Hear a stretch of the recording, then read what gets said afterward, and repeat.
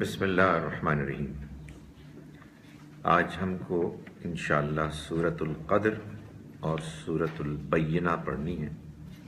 یہ بالترتیب قرآن مجید کی سورتیں ہیں 97 اور 98 نمبر 97 اینڈ 98۔ قرآن مجید کے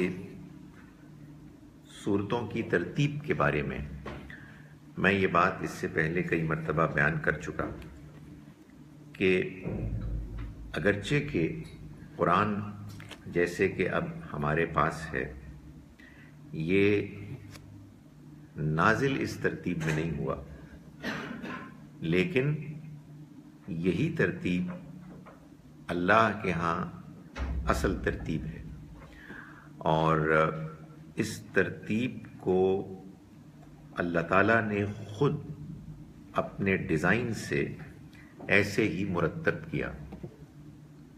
یہ بات کہ بعد میں صحابہ کرام نے اس کو ایسے ترتیب دیا،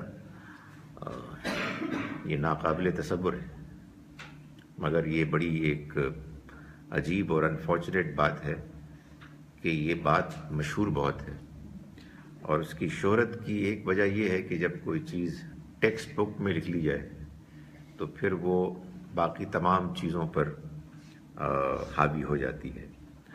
اللہ تعالیٰ نے بالکل ابتدا سے اس حقیقت کو واضح کیا تھا کہ انا علینا جمعہ و قرآنہ، سورہ قیامہ ہے، سورہ نمبر 75 کہ ہماری ہی ذمہ داری ہے کہ ہم اس کو جمع کریں گے اور ہم اس کو پڑھ کر سنائیں گے۔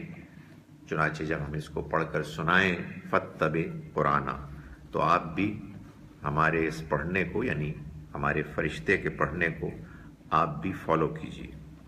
تو یہ قرآن مجید جس طرح سے اللہ تعالیٰ نے ڈیزائن کیا ہے، یہ 7 گروپس، صورتوں کے گروپس پر مشتمل ہے۔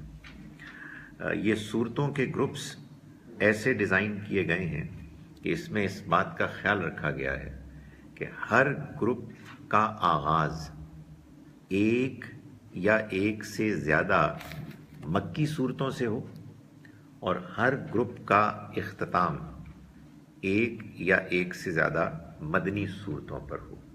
تو تمام 7 گروپس ایسے نیٹلی ڈیوائیڈڈ ہیں، مکی صورتیں کمنگ فرسٹ اور فالوڈ بائی مدنی صورتیں۔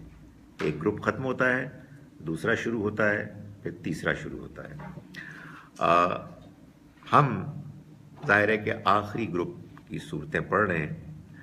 قرآن مجید کے اس ڈیزائن میں جو دوسری اہم بات ملحوظ رکھی گئی ہے، یا کہیے کہ دوسرا امپورٹنٹ جو فیچر ہے، وہ یہ ہے کہ اس میں 6 ایکسیپشنز کے علاوہ تمام صورتیں، 114 میں سے 108 صورتیں 54 پیئرز پر مشتمل ہیں، یعنی صورتیں جوڑا جوڑا ہیں۔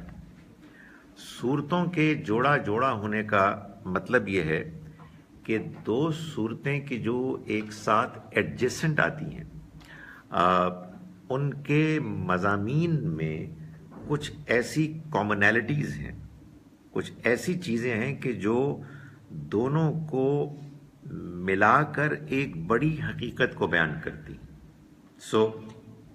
اور حقیقت یہ ہے کہ چاہے صورتوں کے گروپس ہوں، چاہے صورتوں کے پیئرز ہوں، چاہے انڈیویجول سوراز ہوں، جو انڈیویجول سوراز ہیں لمبی بڑی، یہ تو اب ہم چھوٹی صورتیں پڑھ رہے ہیں، وہ ساری کی ساری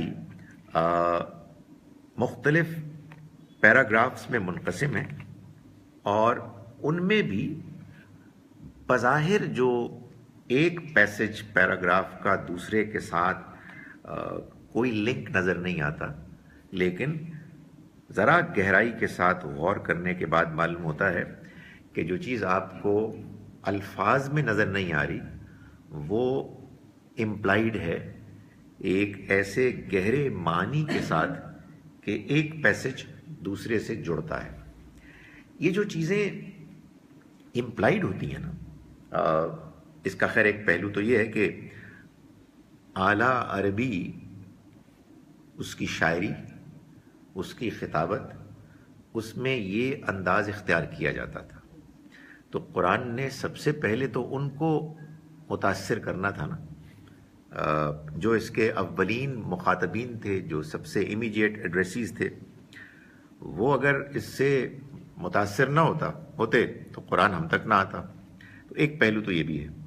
لیکن ایک دوسرا پہلو یہ بھی ہے کہ اس کے نتیجے میں جب آپ کو یہ معلوم ہو کہ قرآن پر غور کرنے کے نتیجے میں اس کے جو امپلائڈ میننگز ہیں وہ ڈیپر ریفلیکشن سے آپ کو اور ملتے ہیں، انفولڈ ہوتے ہیں، تو آدمی کے اندر یہ ایک دلچسپی، ایک انسینٹیو، موٹیویشن پیدا ہوتی ہے کہ ہم قرآن کو پڑھیں اور غور سے پڑھیں اور بار بار پڑھیں. اور کبھی بار بار پڑھنے کے نتیجے میں کبھی ایسا نہیں ہوگا کہ آپ کہیں گے کہ بس بہت ہوگی، اب کتنا پڑھنا. نہیں، وہ کمال ہے اس کا کہ آپ، خیر ایک بات تو آبویسلی یہ ہے کہ اس کا ہم سے ریلیشن شپ بنتا ہے. ہم ہدایت کے محتاج ہیں اور یہ ہدایت کی کتاب ہے. تو حقیقت یہ ہے کہ اس کا ایک ریلیشن شپ وہ بنتا ہے بلا مبالغہ کہ جو بھوک اور کھانے کے درمیان ہے اور پیاس اور پانی کے درمیان ہے. تو ہم اپنی زندگی میں مختلف کام کاج جھمیلوں میں پڑھنے کے بعد کچھ دیر کے بعد محسوس کرتے ہیں کہ ہمیں دوبارہ وہ خوراک چاہیے.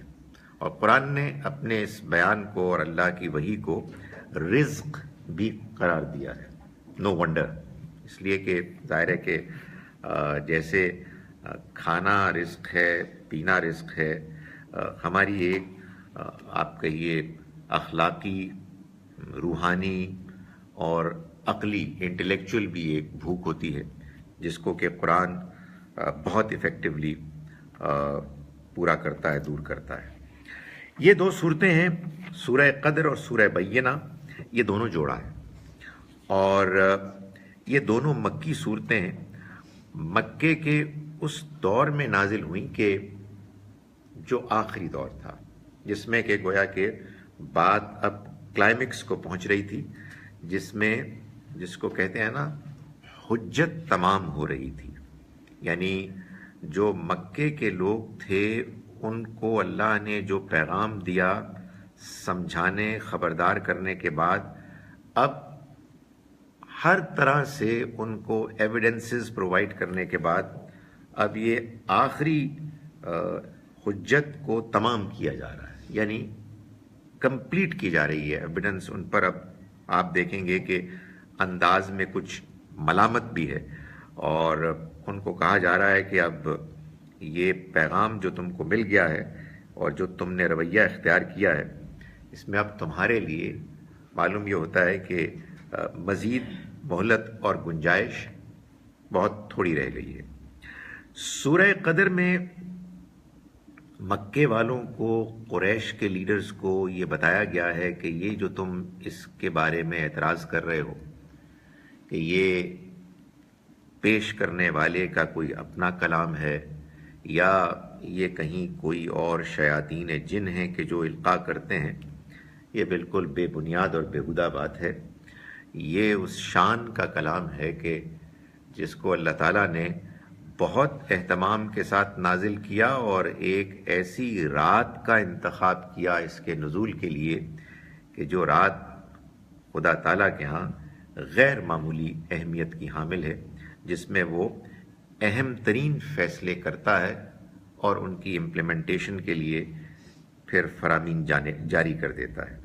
دوسری سورہ مبارکہ میں اللہ تعالیٰ نے ان قریش کے لیڈرز کو بھی اور ان کی سپورٹ میں اب مدینہ منورہ یثرب کے جو اہل کتاب تھے ان کو بھی ریفر کر کے یہ کہا ہے کہ یہ تمہاری جو مخالفت اور تمہارے جو مطالبات ہیں کہ کوئی بڑا غیر معمولی کوئی معجزانہ طریقہ ہمارے سامنے آئے گا تو ہم اس بات کو قبول کریں گے، یہ بے بنیاد مطالبہ ہے۔ اس مطالبے کے ملتے جلتے مطالبات پہلے جب پورے ہوئے تو کون سا یہودیوں نے صحیح رویہ اختیار کیا؟ یہ تمہاری مخالفت ہے قرآن مجید کے اس معاملے میں، یہ مخالفت اب بالآخر تمہاری ناکامی اور اللہ کے ہاں سزا پر منتج ہوگی، اس کا نتیجہ نکلے گا۔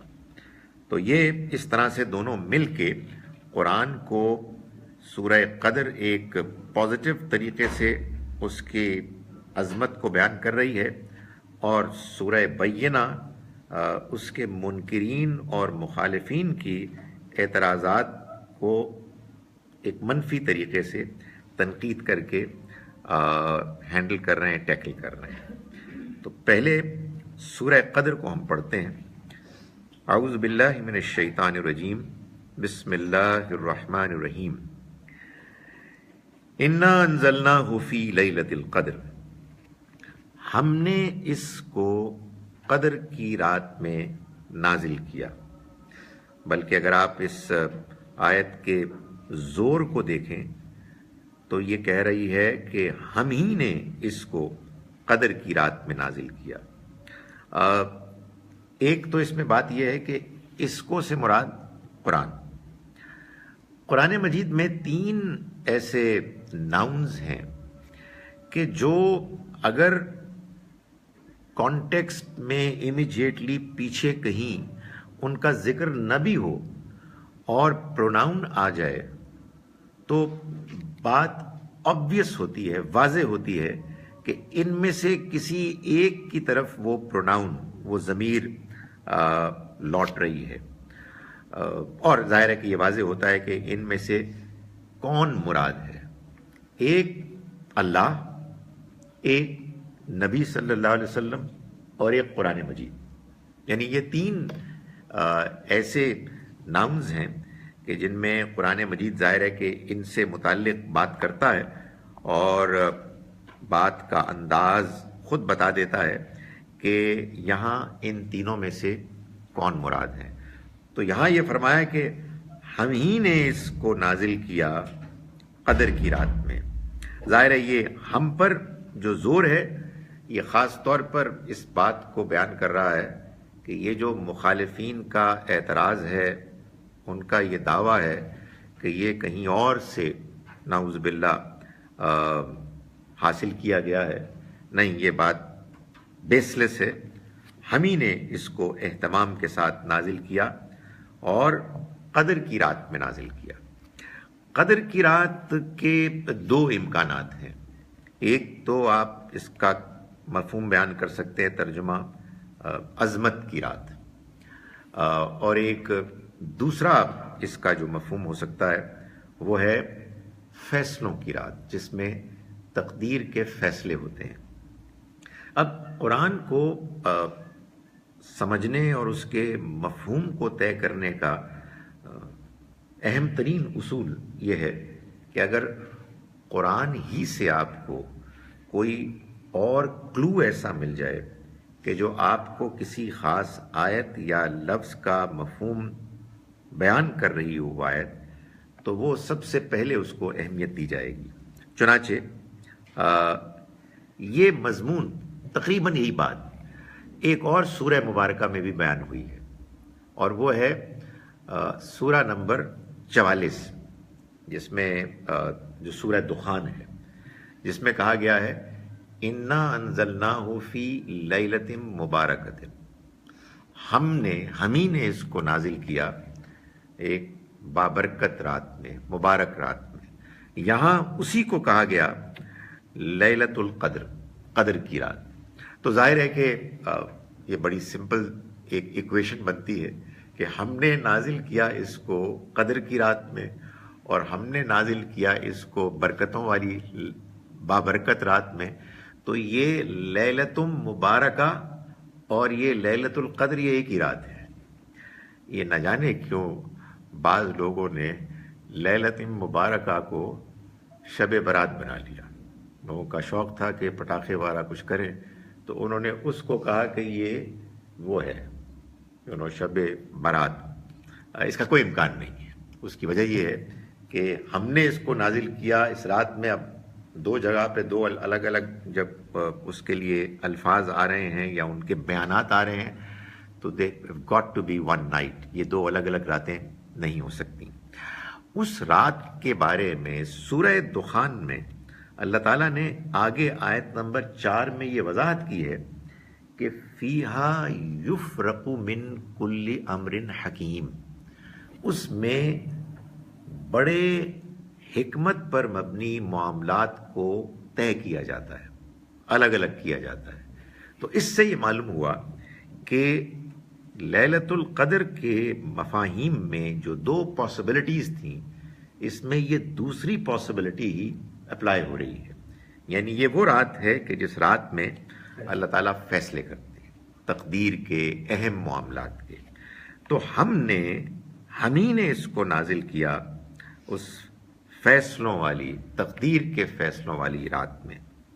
وما ادراک ما لیلۃ القدر، اور تمہیں کیا معلوم کہ وہ تقدیر کے فیصلوں والی رات کیا ہے۔ یہ ہمیں معلوم ہے قرآن مجید میں جگہ جگہ یہ انداز بیان آیا ہے۔ ابھی آگے چل کے انشاءاللہ اگر اللہ نے موقع دیا تو کل ہی ہم پڑھیں گے ایک سورہ جس میں یہی انداز پھر دوبارہ آئے گا، القاریہ ملقاریہ وما ادراک ملقاریہ۔ اس انداز کا مقصد یہ ہوتا ہے کہ سننے والے کو، پڑھنے والے کو جھنجھوڑا جائے، اس کو متوجہ کیا جائے۔ آنیسٹ ٹو گاڈ سارا جو معاملہ ہے وہ ہوتا ہی سیریسنس کا ہے۔ آپ اگر کوئی چیز سمجھنے کے لیے متوجہ ہیں تو وہ آپ کو متاثر کرے گی، سمجھ میں آئے گی، اور اگر آپ متوجہ نہیں ہیں تو کچھ بھی ہو جائے، کوئی بات آپ کے دل تک نہیں پہنچے گی۔ لیکن اللہ تعالیٰ خاص طور پر بعض معاملات کے بارے میں توجہ کو اپنی طرف، کلام کی طرف اٹریکٹ کرنے کے لیے اس جملے کو دہراتے ہیں اور یہ بیان کرتے ہیں کہ تمہیں کیا معلوم، تم کیا جانو، تمہیں کیسے یہ سمجھ میں آئے کہ وہ تقدیر کے فیصلوں والی رات کون سی رات ہے۔ یعنی ظاہر ہے کہ اس کی عظمت، اس کی بڑائی، اس کی غیر معمولی حیثیت کو اللہ تعالیٰ یہاں نمایاں کر رہے ہیں۔ فرمایا لیلۃ القدر خیر من الف شہر، یہ فیصلوں کی رات 1000 مہینوں سے بہتر ہے۔ یعنی مطلب یہ کہ ایک رات ہے کہ جس کی قدر و قیمت خدا کی نگاہ میں بے پناہ ہے، اتنی ہے جتنی سمجھو کہ 1000 مہینے ہوتے ہیں۔ اب اس میں کوئی شک نہیں کہ جس دنیا میں ہم رہتے ہیں، جو اللہ نے بنائی ہے، اس مادی مٹیریل دنیا میں بھی یہ قاعدہ ہے کہ سردیوں کے بعد جب فروری آتا ہے اور فروری کے بعد جب مارچ آتا ہے تو پھول ہوتے ہیں اور ایک اور ہی سما ہوتا ہے، یعنی پودوں کے لیے موسم بہار ہوتا ہے۔ بالکل اسی طرح سے معلوم ہوتا ہے کہ اللہ تعالیٰ نے روحانیت کے معاملے میں بھی بعض دنوں کو، بعض راتوں کو، بعض جگہوں کو زیادہ اہمیت اور ویلیو دی ہے۔ ہم جب ان میں اس کی عبادت کرتے ہیں، اس کو یاد کرتے ہیں، تو کچھ ماحول ایسا ہوتا ہے، کچھ اللہ کا فیصلہ ایسے ہوتا ہے کہ اس کی قدر کئی گنا بڑھ جاتی ہے۔ ہماری توجہ، ہماری دلچسپی اور اللہ کی طرف میلان اس میں کئی گنا ملٹیپلائڈ اضافہ ہو جاتا ہے۔ تو معلوم یہ ہوتا ہے کہ اللہ تعالیٰ یہی بتا رہے ہیں کہ یہ وہ رات ہے کہ جس میں اگر انسان اس رات کو پالے، اس کی قدر کو، اس کی اہمیت کو جان کر اس کو حاصل کر لے، تو اس میں انسان جو کچھ حاصل کرتا ہے وہ اتنا ہے کہ جتنا 1000 مہینوں میں اگر وہ کوشش کرے تو تب اس کو حاصل ہو۔ ظاہر ہے کہ جو یہ بات بتائی جا رہی ہے یہ خاص طور پر قرآن مجید کی اہمیت، اس کے بارے میں جو لوگوں کی غلط فہمی اور عدم دلچسپی اور اس کے قدر کو نہ پہچاننے کا ایک رویہ تھا، ان کو جھنجھوڑ کے یہ بتایا جا رہا ہے کہ تم کتنے بد نصیب ناقدرے لوگ ہو کہ ہم نے خاص اس رات میں کہ جس میں ہم اہم ترین فیصلے کرتے ہیں، اس رات میں ہم نے اس قرآن مجید کو نازل کرنے کا فیصلہ کیا اور اس کو نازل کرنے کا آغاز کر دیا۔ ہم نے اس کو قدر کی رات میں نازل کیا کا یہ مطلب ضروری نہیں ہے کہ پورے کے پورے کو، بلکہ یہ کافی ہے کہ اللہ نے یہ فیصلہ کیا اور اس فیصلے کا نقطۂ آغاز اس مہینے کی اس رات میں ہو گیا۔ چنانچہ یہ بات ہم کو اب معلوم ہے کہ یہ رات رمضان کے مہینے میں آتی ہے۔ وجہ کیا ہے؟ وجہ یہ ہے کہ قرآن مجید نے سورہ بقرہ کی آیت نمبر 185 185 میں یہ بتا دیا کہ شہر رمضان الذی انزل فیہ القرآن، رمضان کا مہینہ وہ ہے کہ جس میں قرآن نازل ہوا، اور ہم نے اس کو نازل کیا قدر کی رات میں، تو آبویسلی قدر کی رات رمضان کے مہینے میں ہوگی۔ اور معلوم یہ ہوتا ہے کہ رمضان کا مہینہ اتنا اہمیت کا حامل مہینہ بنا ہی اس لیے کہ اس میں قدر کی رات ہے، جس میں اللہ تعالیٰ نے قرآن مجید کو نازل کرنے کا فیصلہ کیا اور اس کا آغاز کر دیا۔ تو جو پہلی وحی نبی اکرم صلی اللہ علیہ وسلم پر نازل ہوئی وہ معلوم ہوتا ہے کہ اسی رات میں نازل ہوئی، اور یہ رات اس طرح سے اور بھی زیادہ قدر و منزلت کی رات بن گئی۔ تنزل الملائکۃ والروح، اترتے ہیں فرشتے بھی اور روح یعنی روح الامین جبرائیل علیہ السلام بھی، فیہا اس میں، یعنی اس میں جو اللہ تعالیٰ کے ہاں اہتمام ہوتا ہے، جو فارمیلٹیز ہیں جن کو کہ اللہ تعالیٰ انشور کرتا ہے کہ وہ پوری کی جائیں، آبویسلی ہم ان کو دیکھ تو نہیں سکتے، مگر اللہ یہ بتاتا ہے کہ وہ جو کچھ بھی اس کے ہاں اس رات میں جو کام ہوتے ہیں ان میں فرشتوں کا نزول بھی ہوتا ہے، اور فرشتے اور بھی، لیکن خاص طور پر فرشتوں کے سردار یعنی جبرائیل علیہ السلام وہ اترتے ہیں، دوسرے فرشتے بھی باذن ربہم، اور ظاہر ہے کہ یہ اپنے پروردگار اپنے رب کی فیصلے اس کے اذن کے مطابق، اور یہ اترتے ہیں من کل امر، ہر حکم ہر معاملے کے بارے میں فیصلہ لے کر اترتے ہیں۔ یعنی اللہ نے یہ اہتمام کیا ہوا ہے کہ اس کے ہاں جو سال بھر کے فیصلے ہیں، معاملات ہیں، ان کو سر انجام دینے کے لیے یہ ایک خاص روٹین ہے جو ہر سال فالو کی جاتی ہے، اور اس میں ظاہر ہے چونکہ فرشتے اللہ کے کارندے ہیں، وہ لے کر آتے ہیں اللہ کے فرامین کو۔ سلام ہی حتی مطلع الفجر، اور یہ سلامتی ہے، یعنی سر تا سر پوری کی پوری یہ سلامتی ہے فجر کے طلوع ہونے کے وقت تک۔ یعنی مطلب یہ ہے کہ تم الزام لگا رہے ہو کہ یہ قرآن کہیں اور سے آیا ہے، اس میں شیاطین کی القاء ہوئی بھی ہے، نہیں، ایسی کوئی بات نہیں ہے۔ یہ تو وہ کلام ہے کہ جو اس رات میں اترا ہے کہ جس رات میں اللہ تعالیٰ کی طرف سے یہ طے ہے کہ پوری رات طلوع فجر تک کے لیے سلامتی اور امان کی رات ہے، اس میں شیاطین کے داخلے کو روک دیا جاتا ہے، وہ وہاں موجود ہی نہیں ہو سکتے۔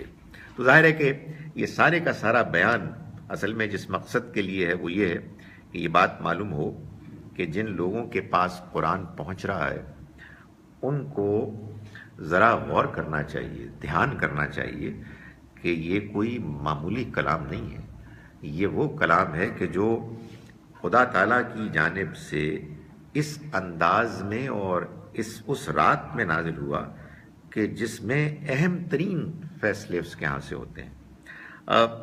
ظاہر ہے کہ ایک طریقہ تو یہ ہوتا ہے نا کہ آپ اپنی دلچسپی سے کوئی چیز سمجھ لیں اور سمجھنے کے بعد آپ اس کی قدر کریں۔ ہوتے ہیں ایسے خوش قسمت لوگ بھی کہ جو یہ کام کر لیتے ہیں، لیکن and obviously the mere fact کہ یہ اللہ کا کلام ہے، یہ از خود اس حقیقت کی طرف دلچسپی لینے والوں کو متوجہ کرنے کے لیے کافی ہے کہ اس میں محنت کرنی چاہیے، اس کو سمجھنا چاہیے۔ لیکن اللہ تعالیٰ یہ بتا رہے ہیں کہ دیکھو یہ میرا کلام ہے، میں نے اس کو خصوصیت کے ساتھ، اہتمام کے ساتھ نازل کیا ہے، اور میں یہ تم کو بتا رہا ہوں، تم اس پر غور کرو اور اس کو سمجھنے کی کوشش کرو، تو تم اس کی برکتوں سے، اس کی حکمتوں سے پاؤ گے بے پناہ خزانہ، اور اگر ناقدری کرو گے تو پھر اس کا نتیجہ بھی بہت برا ہوگا۔ یہ ہے خدا کے ہاں ایک معاملہ کہ اگر آپ کو اپرچونٹی زیادہ ملی ہے تو اپرچونٹی سے فائدہ اٹھانے کا آپ کو جو بھی پازیٹیو ایک نتیجہ ہے وہ بھی بہت ملے گا، لیکن اگر آپ اس کو اگنور کرتے ہیں، اس کو نظر انداز کرتے ہیں، ضائع کرتے ہیں، تو اس کا نقصان، اس کا وبال بھی بہت زیادہ ہے۔ سو یہ اس اہمیت کو پیش نظر رکھتے ہوئے اللہ تعالیٰ نے اس کو ایمفسائز کیا۔ اس کے بعد اس کے ساتھ ہی جڑی ہوئی دوسری سورہ ہے، اس کی میں نے بتایا اس کی جوڑا سورہ۔ یہ بتانا پڑتا ہے کہ فیس بک میں جو تصویر آتی ہے وہ مرر ویو ہوتا ہے۔ So if I am taking a cup of T with my right hand, آپ کو یہاں لیفٹ ہینڈ نظر آ رہا ہوگا۔ بسم اللہ الرحمن الرحیم۔ لم یکن الذین کفروا من اہل الکتاب والمشرکین منفکین حتی تأتیہم البینہ۔ اہل کتاب اور مشرک، ان میں سے جن لوگوں نے انکار کیا، کفرو انکار کیا، انکار کے لفظ میں ویسے تو یہ بات امپلائیڈ ہوتی ہے، لیکن بعض اوقات جب غلط فہمی اتنی وائڈ سپریڈ ہو جائے کہ لوگ بات کو سمجھ ہی نہ رہے ہوں، تو پھر ترجمے میں اس کو بیان کر دینا چاہیے جان بوجھ کر انکار کیا۔ کیونکہ ہمارے یہاں تو جو ایٹیچیوڈ ہے اسے لگتا ہے کہ کسی کو پتہ لگے نہ لگے، اگر کوئی بظاہر نہیں مان رہا تو وہ کافر ہے۔ نہیں، یہ بات بڑی آبویس ہے، قرآن مجید پہ بالکل واضح ہے کہ الذین کفروا سے مراد وہ لوگ کہ جنہوں نے جانتے ہوئے بغیر کسی ایکسکیوز کے انکار کیا۔ تو اہل کتاب اور مشرکین میں سے جن لوگوں نے اس کا انکار کیا، یعنی اس قرآن کا، منفکین، وہ الگ نہیں ہوں گے، وہ باز نہیں آئیں گے، حتی تأتیہم البینہ، جب تک کہ ان پر، ان کے سامنے کوئی بینہ نہ آ جائے۔ بینہ کہتے ہیں واضح نشانی کو۔ یہ جملہ اصل میں ان کا اپنا ہے، ان کا مطالبہ ہے۔ مشرکین مکہ بھی یہ کہتے تھے، اور اب معلوم ہوتا ہے کہ جس دور میں یہ سورہ مبارکہ نازل ہوئی ہے اس میں اہل کتاب انکار کرنے والے بھی ان کے ساتھ شامل ہو گئے، اور انہوں نے کہا کہ دیکھو جی بات یہ ہے کہ باتوں سے تو نہیں ہم نے ماننا، how do we know that you are right, ہمیں تو کوئی ایسی کلیئر نشانی نظر آنی چاہیے کہ جس کو دیکھ کے آدمی کہے کہ یار واقعی یار اب کوئی ایکسکیوز باقی نہیں رہا۔ اس سے پہلے ہم محض ایک ٹیکسٹ کے جس کو آپ کلیم کر رہے ہیں کہ اللہ کی طرف سے ہے، اس کی بنیاد پر مان لیں، یہ نہیں ہوگا، ہم باز نہیں آئیں گے۔ سو یہ ان کا مطالبہ تھا، یہ ان کی ڈیمانڈ تھی کہ اہل کتاب اور مشرکین میں سے جان بوجھ کر انکار کرنے والے یہ اپنے اس روش کو نہیں چھوڑیں گے، باز نہیں آئیں گے جب تک کہ ان کے پاس واضح نشانی نہ آ جائے۔ وہ واضح نشانی کیا ہے یہ بھی انہوں نے پھر کلیریفائی کیا۔ یہ قرآن مجید میں معلوم ہوتا ہے کہ ان کی طرف سے اس طرح کی باتیں ہوتی تھیں، رسول من اللہ، کہ اللہ کی طرف سے کوئی پیغمبر، یتلو صحفا مطہرہ، جو پڑھتا ہوا آئے ایسے صحیفے، ایسے اوراق کہ جو بالکل صاف ہدایات لے کر آئے۔ یعنی ان کا کہنا یہ تھا کہ وہ ہم کو نظر آئے کہ اللہ کے کوئی پیغمبر ہیں، خود یا تو کوئی انسان ہیں یا کوئی فرشتے جو اتریں اور ایسے صحیفے، ایسے اوراق لے کر آئیں کہ جو بالکل یونیک ہوں، اچھوتے ہوں، اور ہم ان کو دیکھ رہے ہوں۔ فیہا کتب قیمہ، اور ان میں جو احکام بھی بیان ہوں، جو ہدایات دی جائیں، وہ بالکل واضح صاف ہونی چاہیے۔ آبویسلی چونکہ یہ وسوسہ یہ تھا ہی یہودیوں کی طرف سے، تو اس میں معلوم ہوتا ہے کہ کچھ ان کا میلان تھا کہ وہ یہ بتائیں، کہیں کہ جیسے موسیٰ علیہ السلام کوہ طور سے احکام لے کر آئے، احکام عشرہ، جو اس میں ٹیبلٹس میں اس میں لکھے ہوئے تھے، تو ویسے ہم کو بھی چاہیے۔ یہ تو کچھ سمجھ میں نہیں آ رہی بات کہ زبانی کچھ باتیں کی جا رہی ہیں اور اس میں احکام بھی ہیں، کچھ کہانیاں بھی ہیں، کچھ دلائل بھی ہیں۔ ہمیں نہیں یہ چاہیے، ہمیں تو سیدھی سیدھی چیز چاہیے کہ رسول ہمارے سامنے آئیں اور وہ ایسے صحیفے لے کر آئیں کہ جو بالکل کلیئر، بالکل واضح ہوں اور اچھوتے ہوں، اور اس میں جو احکام بھی ہیں وہ بس بغیر کسی تفصیل کے، بغیر کچھ اس کی ایڈیشنل دلائل وغیرہ اور کہانیوں کے، سٹوریز کے، بس سیدھے سیدھے احکام ہوں، تو پھر ہم مانیں گے۔ یہ ظاہر ہے کہ وہی بات ہے کہ جب آپ کسی چیز کو ماننا نہیں چاہتے تو پھر آپ اپنا مطالبہ ایسے ڈیزائن کرتے ہیں کہ جس میں آپ کو یہ ہوتا ہے کہ ہم نے جواب دے دیا اور اب ہماری ذمہ داری ختم ہو گئی، مگر you know what, we are not impressed, ہم اس کو ماننے کے لیے تیار نہیں ہیں۔ وما تفرق الذین اوتوا الکتاب، اس کے جواب میں اللہ تعالیٰ نے فرمایا کہ یہ مطالبہ کر رہے ہیں، یعنی خاص طور پر پس پردہ بیک گراؤنڈ میں جو یہودی ہیں، یہ نہیں تفرقے میں پڑے، آپس میں شدید مذہبی اختلاف میں نہیں پڑے یہ اہل کتاب، مگر من بعد ما جاءتہم البینہ، اس کے بعد کہ ان کے پاس اسی طرح کی واضح نشانی آ گئی۔ یہ جس کا مطالبہ کر رہے ہیں، یعنی ان کا کہنا یہ ہے کہ اگر اس طرح کی کوئی کتاب، کوئی صحیفے، کوئی اوراق آ جائیں جن میں کہ پیغمبر ہمارے پاس آئیں اور سیدھے سیدھے احکام لے کر آئیں، تو تب تو ہم مانیں گے، ویسے نہیں مانیں گے۔ تو اللہ تعالیٰ جواب میں یہ کہہ رہے ہیں کہ ایسے صحیفے جب تمہارے آباء و اجداد کو، بڑوں کو، بزرگوں کو، کہ جن کا تم ذکر کرتے ہو بڑے فخر سے، جب ان کو ملے تھے تو تم کون سے ایمان لے آئے تھے؟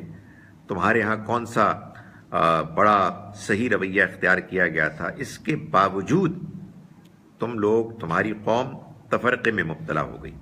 تو فرمایا کہ نہیں تفرقے میں پڑے، تفرقے یعنی گروپس میں بٹ گئے تھے، نہیں تفرقے میں پڑے وہ لوگ کہ جو کتاب دیے گئے، مگر اس کے بعد ما جاءتہم البینہ، کہ ان کے پاس آ گئی یہ واضح نشانی، اسی طرح کی واضح نشانی۔ وما امروا، اور یہ حکم نہیں دیے گئے تھے، الا لیعبدوا اللہ، مگر یہ کہ وہ اللہ کی عبادت کریں مخلصین لہ الدین، خالص کرتے ہوئے اس کے لیے اوبیڈینس کو، اطاعت کو، حنفاء، بالکل فوکسڈ ہو کر، یکسو ہو کر۔ یہی لفظ ہے کہ جو استعمال کیا جاتا تھا ان لوگوں کے لیے کہ جو مکے میں قرآن کے نزول سے پہلے توحید پر کاربند تھے، حنیفی، حنفاء، یعنی بالکل سنگل مائنڈڈ ڈیووشن کے ساتھ فوکسڈ ہوتے ہوئے ان کو حکم ملا تھا کہ وہ اللہ کی عبادت کریں، اس کی اطاعت کریں، وَيُقِيمُ الصَّلَاةَ، اور نماز کا اہتمام کریں، وَيُؤْتُ الزَّكَاةَ، اور زکوٰۃ ادا کریں، وَذَلِكَ دِينُ الْقَيِّمَةِ، اور یہی سیدھا دین ہے۔ یعنی اہل کتاب کو کہ جو، جیسا کہ میں نے گزارش کی کہ مشرکین کے اعتراضات کو سپورٹ کرنے کے لیے ان کے پشت پر آ گئے اور وہ ان کو فیڈ کر رہے تھے، ان کو بتا رہے تھے کہ تمہیں اب یہ اعتراض کرنے ہیں۔ اللہ تعالیٰ فرماتے ہیں کہ ان کو بھی یہی حکم ملا تھا کہ وہ اللہ کے دین کے لیے بالکل مخلص ہو جائیں، اس کی توحید پر کاربند ہو جائیں، اس کے علاوہ کسی کی عبادت نہ کریں۔ مگر ہوا کیا؟ ہوا یہ کہ انہوں نے عین اس موقع پر کہ جب ان کے پیغمبر موسیٰ علیہ السلام ان کے درمیان تھے، انہوں نے ایک بچھڑے کو اپنا معبود بنا لیا۔ ہوا یہ کہ انہوں نے اپنے علماء کو، اپنے مشائخ کو اربابا من دون اللہ، اللہ کے علاوہ اور رب مان لیا۔ انہی کا یہ حال تھا کہ انہوں نے جادو، ٹونے ٹوٹکوں میں اپنے آپ کو انوالو کر کے مشرکانہ حرکتیں کرنی شروع کر دیں۔ یہی لوگ تھے کہ جو دوسری قوموں کے بتوں کی پرستش کرنے لگے، تو ان کو یہ سب کچھ ملا تھا جن کا یہ مطالبہ کر رہے ہیں، جس مطالبے میں وہ یہ کہہ رہے ہیں کہ اگر یہ مطالبہ پورا ہو گیا تو ہم بالکل مخلص ہو جائیں گے۔ تو یہ فرمایا جا رہا ہے کہ یہ سب کچھ تو ان کو ملا تھا، تو اس کے باوجود آخر ان کا رویہ ٹھیک کیوں نہ ہوا؟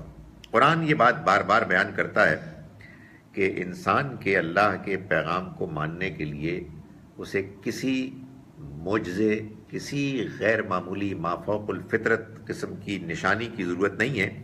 اگر انسان کا دل پاک صاف ہے، اگر انسان سچائی کا طالب ہے، اگر انسان اخلاق کے مطابق زندگی گزارتے ہوئے اپنی فطرت کو بگڑنے سے بچانے میں کامیاب ہو گیا ہے، تو پھر اس کو اللہ کا پیغام کے جو پیغمبروں کے ذریعے سے آتا ہے وہ اپیل کرے گا، اسے سمجھ میں آئے گا اور وہ اس کی طرف مائل ہوگا۔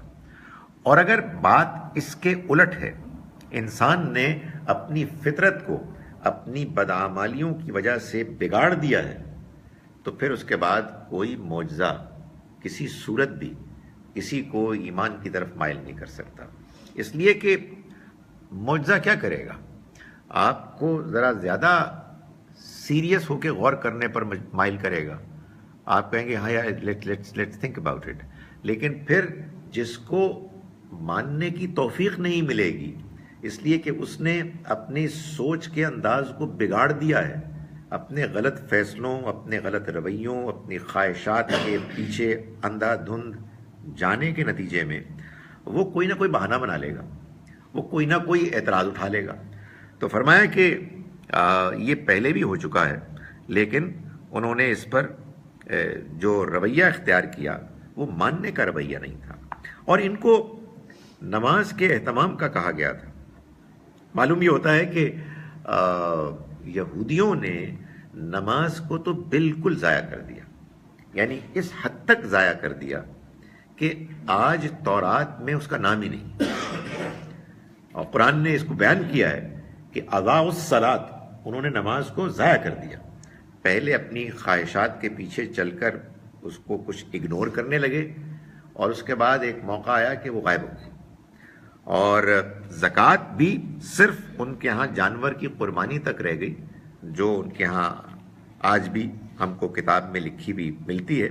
فرمایا جو ہم نے ان کو حکم دیا تھا کہ اللہ کی عبادت کریں گے خالص کرتے ہوئے اس کے لیے فرما برداری کو، اور یکسو ہوں گے، سنگل مائنڈڈ ڈیووشن کے ساتھ کریں گے، نماز کا باقاعدہ اہتمام کریں گے، زکوٰۃ ادا کریں گے، یہی ہے کہ جو اس ملت کا دین ہے کہ جو بالکل سیدھی ملت ہے۔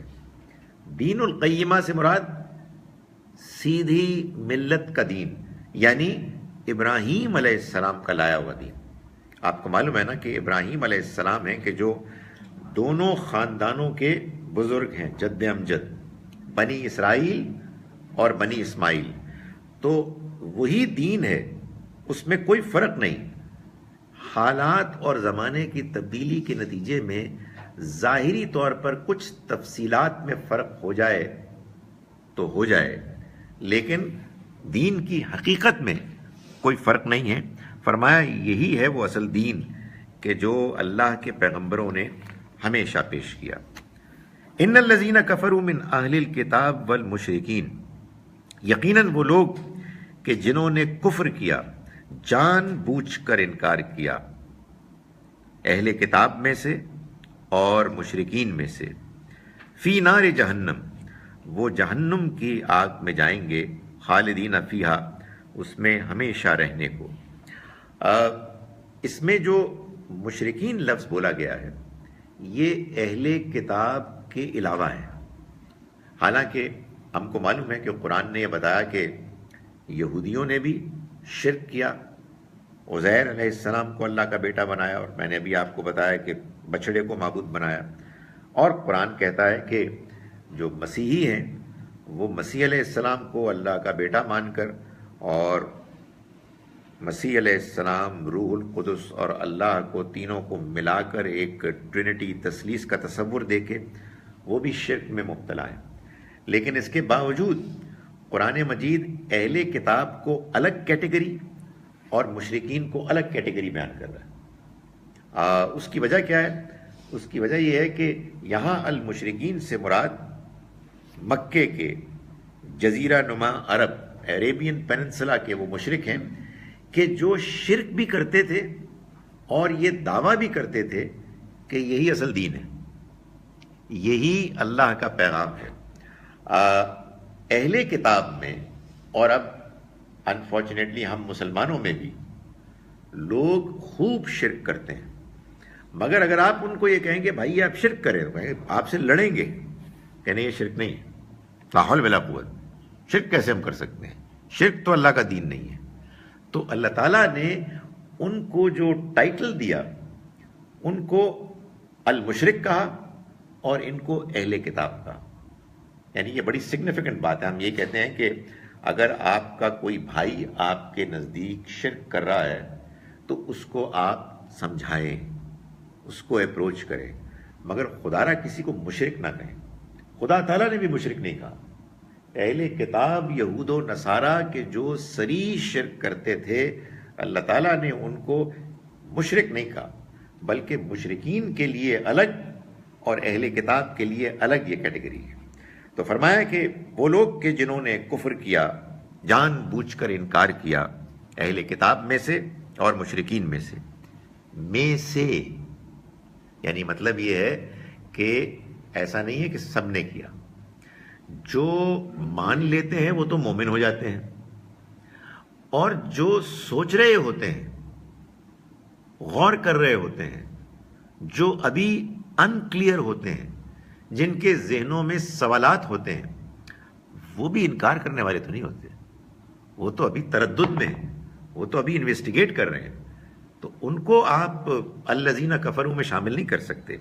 تو فرمایا کہ جنہوں نے انکار کیا اور انکار ضد ہٹ درمی کے ساتھ کیا، وہ جہنم میں جائیں گے اور اس میں ہمیشہ رہیں گے۔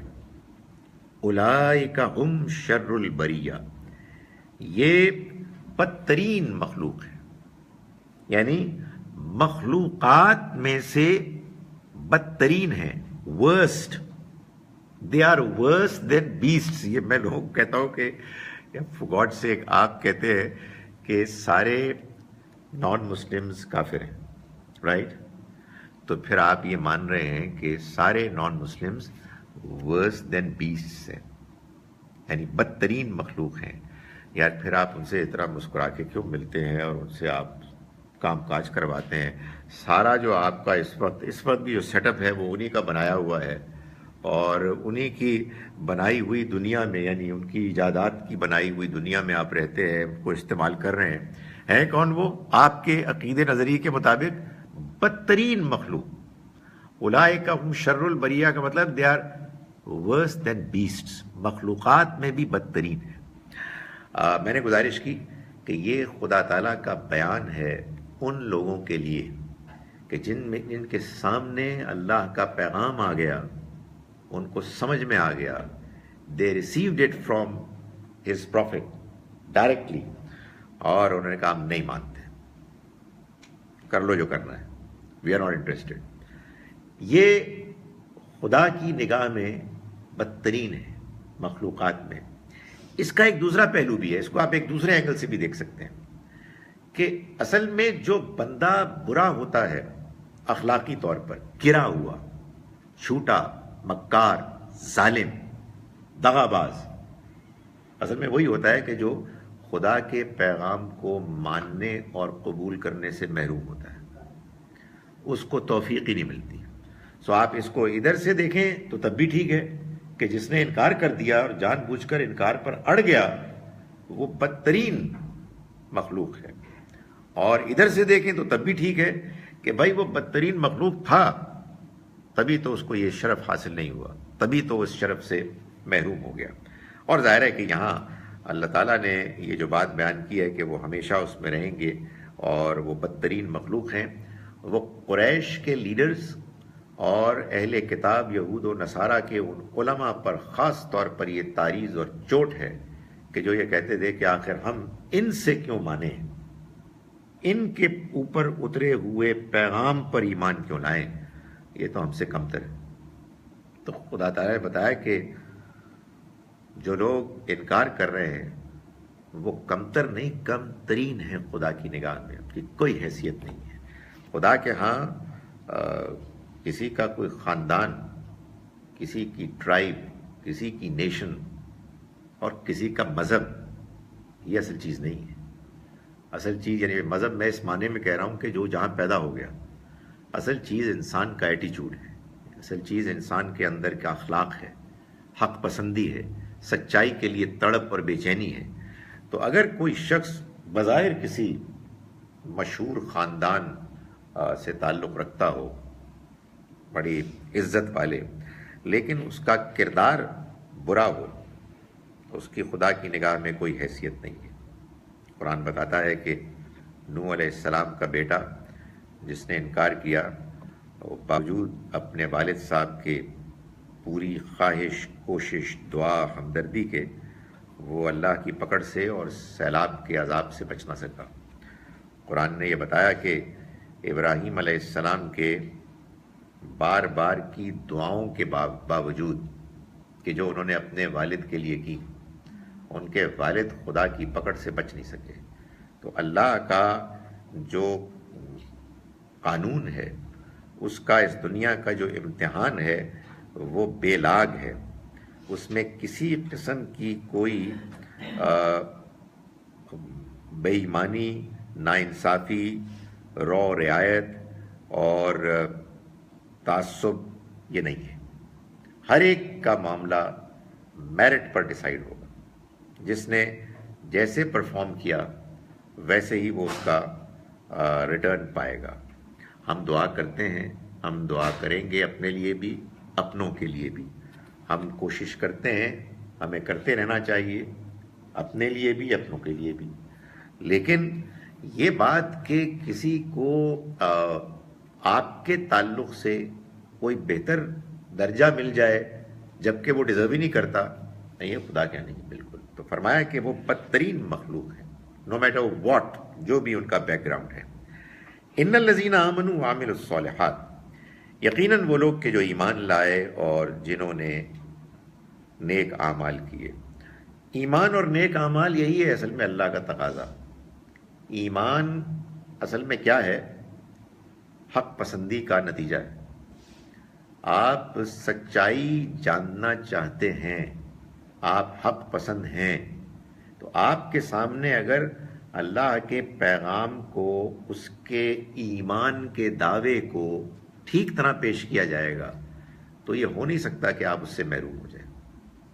ٹھیک ہے، مطلب پریزنٹیشن اگر کمزور ہوگی تو ہو سکتا ہے آپ کنفیوزڈ ہو جائیں، لیکن اگر آپ حق پسند ہیں تو آپ لازماً اس کو مانیں گے. یہ پہلا تقاضا ہے. وہ ہمارے یہاں کیا ہوتا ہے کہ ہم کہتے ہیں کہ ایمان و عامل الصالحات، الحمدللہ دونوں ہی ہو رہے ہیں. اللہ کا شکر کرنا چاہیے اگر ہو رہے ہیں تو یار ویل ڈن، اللہ تعالیٰ ہم کو بھی اس کی توفیق دے. لیکن اس کا اصل مطلب کیا ہے کہ اصل میں دنیا میں دو ہی طرح کے امتحان ہیں. ایک علم کا امتحان ہے اور ایک عمل کا امتحان ہے. ایک سچائی کو جاننے کا امتحان ہے اور ایک اخلاق کے مطابق زندگی گزارنے کا امتحان ہے. ایک ہے ایمان. جب آپ علم میں، جاننے میں سچے ہوں گے آپ کو ایمان ملے گا.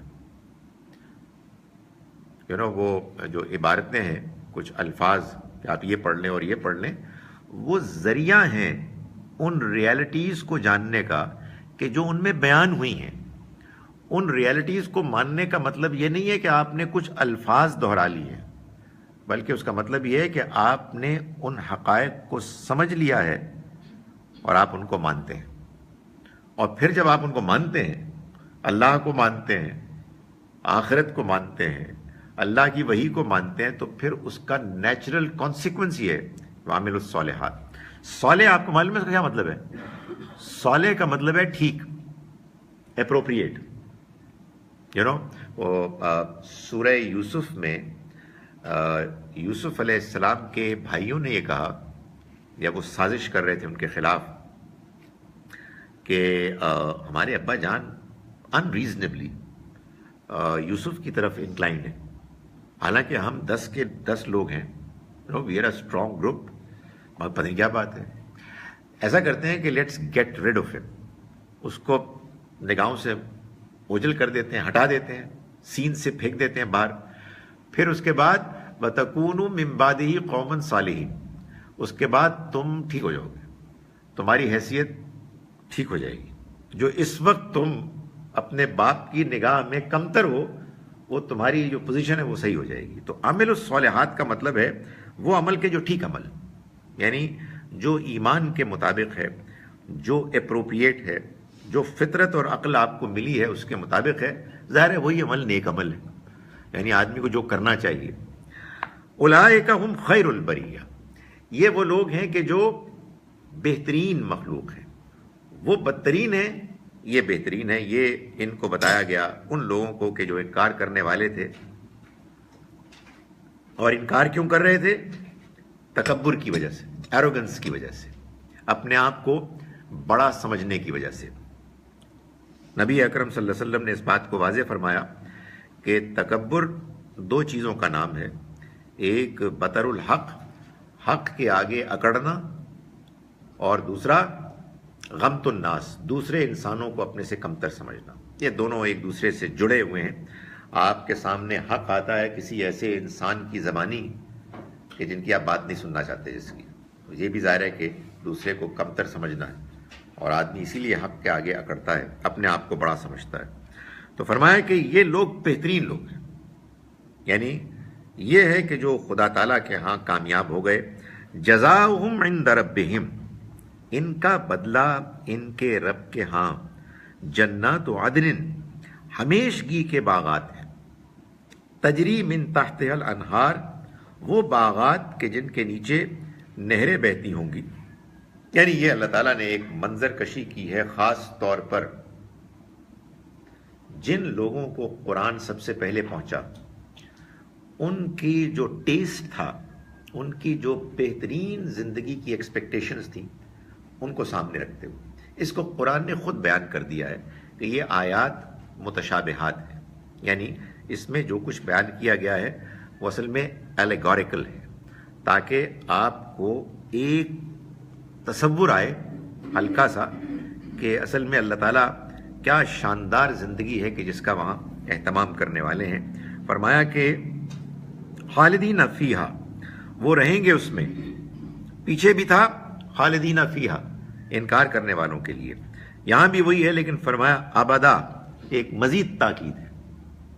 ہمیشہ کے لیے. پازیٹیو چیز کو اللہ تعالیٰ نے زیادہ ایمفسائز کیا. خالدین فیہا کا بھی مطلب وہی ہے اور ابد کا بھی مطلب وہی ہے. تو فرمایا کہ یہ ہیں کہ جن کو یہ جنت ملے گی. اور کیا ہے؟ رضی اللہ عنہم، اللہ راضی ہو گیا ان سے، یعنی ان کی پرفارمنس سے، ان کے رویے سے. ان کو جو بھی امتحانات سے گزرنے کے لیے اللہ تعالیٰ نے تقاضا کیا، ٹیسٹ کیا، وہ ان ٹرائلز میں پورا اترے اور اللہ ان سے راضی ہو گیا. ورضوا عنہ، اور وہ اس سے راضی ہو گئے. اس سے راضی ہو گئے یعنی دنیا میں بھی اس سے راضی تھے، کبھی وہ کمپلین نہیں کرتے تھے، یعنی کہ یہ ہمارے ساتھ کیا کر دیا. ان کو معلوم تھا کہ بھائی اگر کوئی اس طرح کے حالات ہیں تو آزمائشی ہے اور اللہ کا وعدہ ہے. لیکن وہاں جا کے جو ان کے انعامات ان کے سامنے انفولڈ ہوں گے تو پھر تو بالکل ہی راضی ہو جائیں گے. جو تھوڑی بہت یہاں رہ گئی تھی کسر وہاں پوری ہو جائے گی. تو اللہ ان سے راضی ہوا، وہ اس سے راضی ہو گئے. ذالک لمن خشی ربا، یہ ان کے لیے بدلہ ہے کہ جو اپنے رب سے ڈرے، یعنی بغیر دیکھے ڈرے. ان کو اپنا رب نظر تو نہیں آتا تھا، لیکن ان کو یہ معلوم تھا اپنی عقل سے، اپنے ایمان سے، اپنے سچائی سے ریفلیکٹ کرنے کے نتیجے میں کہ وہ موجود ہے، اور اس کے موجود ہوتے ہوئے ہم کو یہ کسی صورت بھی زیب نہیں دیتا، جائز نہیں ہے کہ ہم اس کی نافرمانی کریں. یہی وہ چیز ہے کہ جس کو قرآن مجید نے اس سورہ مبارکہ میں، کہ جس سے ہم نے اپنے یہاں کے اسباب کا آغاز کیا تھا، سورہ نازعات میں فرمایا تھا کہ اما من خاف مقام ربہ، وہ کہ جو اپنے رب کے سامنے کھڑے ہونے سے ڈرا، ونہى النفس عن الہویٰ، اور اس نے اپنی خواہش نفس کو روکا. فإن الجنت ہی المأویٰ، جنت اس کا ٹھکانہ ہوگی. یعنی خواہش پیدا ہوتی تھی، ٹیمپٹیشنز ہوتی تھی، برائی کے اندر جو اٹریکشن ہے اس کی طرف میلان ہوتا تھا، مگر خافا مقام ربی، وہ اپنے رب کے سامنے کھڑے ہونے کے خیال، احساس، اندیشے سے ڈرا. جنت ایسے ہی لوگوں کا ٹھکانہ ہو. اقول قولی ھذا واستغفر اللہ لی ولکم ولسائر المسلمین والمسلمات.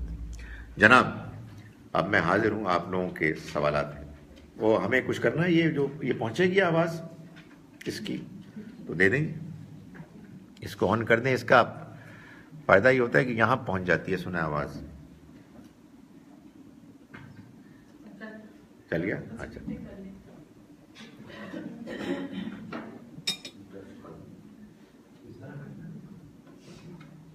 ہاں، وہ جو آپ نے پہلے کیا تو آواز آئی تھی.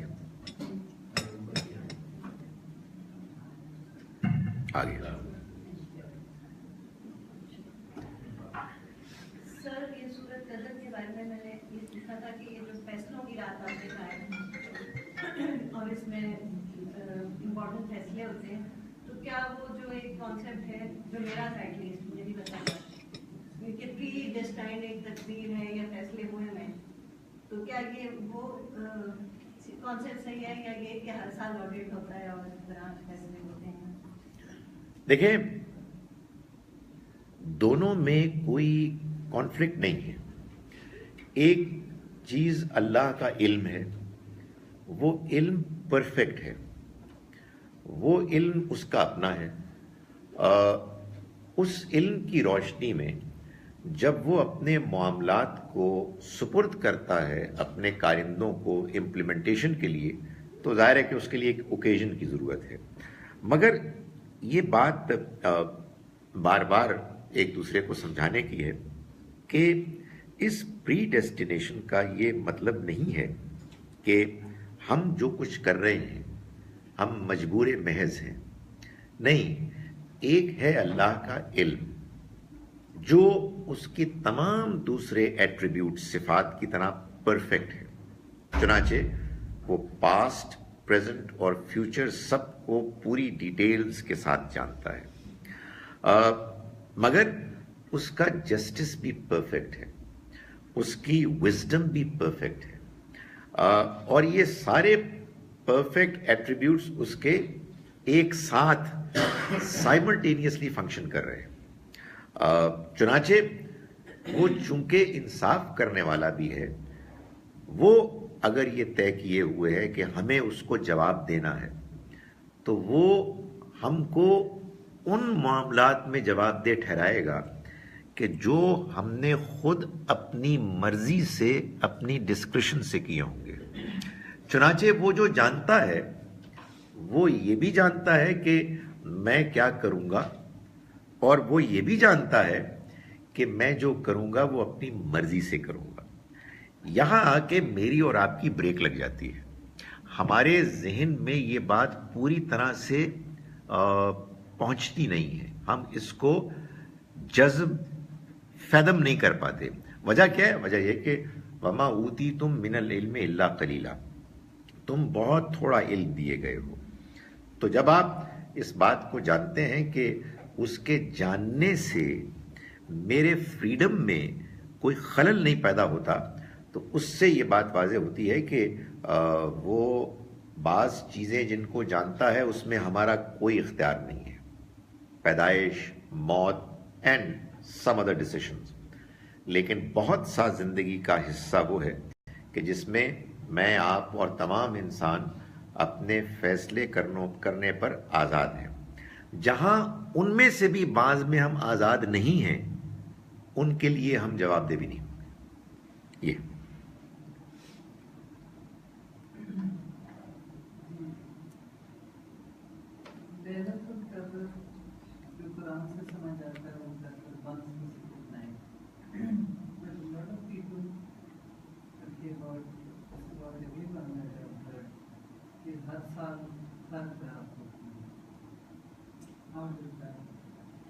अब दो पॉइंट्स ऑफ व्यू हैं। एक ये है कि हर साल की वही एक रात है, जैसे हमारे बहुत सारे लोग ये समझते हैं, and probably not without reasons, कि ज़्यादा ओवरवेलमिंग इम्कान यह है कि वो 27 की रात है, मगर कोई चीज़ स्पेसिफाई नहीं की गई। नबी सल्लल्लाहु अलैहि वसल्लम ने इस रात को ढूंढने की कोशिश की, और इसके लिए आपने एतकाफ़ का एहतमाम किया, और हमको ये बताया कि ये रमज़ान की आखिरी 10 रातों में, और उसमें भी ताक रातों में। इसके अलावा मज़ीद पिन पॉइंट करके कोई रात नहीं बताई। अब इसमें दोनों ही इम्कानात हैं। एक ये कि वो रात असलन तो एक ही रात है, यानी लेट्स से 23rd है, 25th है, मगर हम हर साल जब उसको ढूंढते हैं तो चूंकि हमको नहीं मालूम है, तो हम 5 की 5 रातों में तलाश करने की आइडियली हमें कोशिश करनी चाहिए। और दूसरा पॉइंट ऑफ व्यू वही जो आप फरमा रही हैं कि बाद लोगों का ये ख्याल है कि ये ऊपर नीचे होती रहती हैं। ये भी को बिल्कुल गलत तो नहीं है, यानी इसका भी इम्कान है कि ये हो सके, क्योंकि जब अल्लाह ने यह तय कर लिया कि एक रात में उसको अपने मामलात तय करने, आप कहिए वो बजट की रात है, डिसीजन मेकिंग को, डिसीजंस को लोगों के, फरिश्तों के हवाले करने वाली रात है, तो ये बिल्कुल मुमकिन है कि किसी साल वो एक और किसी साल वो दूसरी रात को ये शरफ बख्श दे। इसमें जो एक और जो प्रॉब्लम पैदा होती है वो ये है कि भाई वो रात तो अब मुख्तलिफ इलाकों में मुख्तलिफ होती है। हमारे यहाँ तो रुयत हिलाल का भी एक मसला है, तो पता नहीं हम जो रात जिसमें इबादत कर रहे हैं वो ताक है भी कि नहीं है। जाहिर है कि ये वो चीज़ें हैं कि जिनका ताल्लुक़ इस चीज़ से है कि अल्लाह बेहतर जानता है कि हमारी नीयत क्या है। अल्लाह ही का हुक्म है कि हम अपने निज़ाम, अपने सिस्टम में जो फैसला हो रहा है उसको फॉलो करें, तो हम उसमें कोई जाहिर है कि इंटरफेयर नहीं करेंगे, मगर दोनों इम्कानात हैं। जी।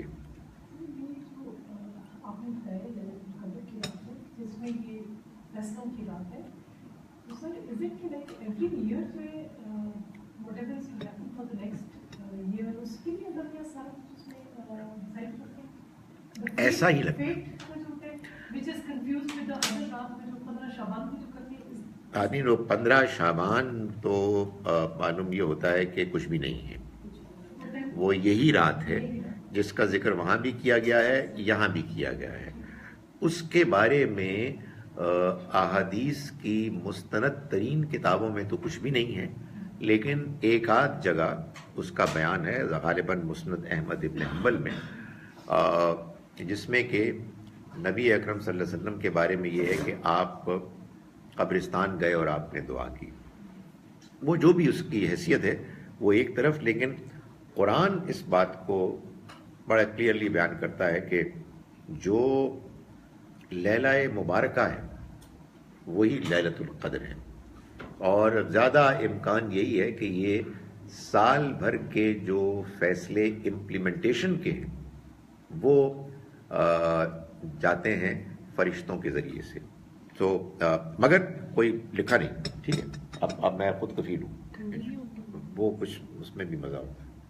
ہاں, کوئی اسپیسیفائی نہیں کیا گیا. معلوم یہ ہوتا ہے کہ اہم فیصلے ہوتے ہیں. اس میں جب آپ بہت زیادہ وہ کرتے ہیں نا پروب, تو پھر وہی ہمارے اپنی لمیٹیشنز کی وجہ سے کنفیوژنز پیدا ہوتے ہیں. اللہ تعالیٰ تو یہ بتاتے ہیں رزق کے بارے میں کہ آپ وابتغوا من فضل اللہ, اللہ کے فضل کو تلاش کرو. تو آپ کا جو رزق ہے وہ مبنی ہے دو چیزوں پر. ایک یہ کہ وہ موجود ہوگا اللہ کا فضل, اور دوسرا آپ نے اس کے لیے اسٹرائیو کرنا ہوگا. تو اسٹرائیو کرنے والا ایلیمنٹ تو آپ کی طرف سے ہوگا نا, آپ کا انیشیٹو ہوگا. تو بس وہ اللہ جانتا ہے, لیکن اس کی تفصیلات کیا ہیں ہم نہیں جانتے.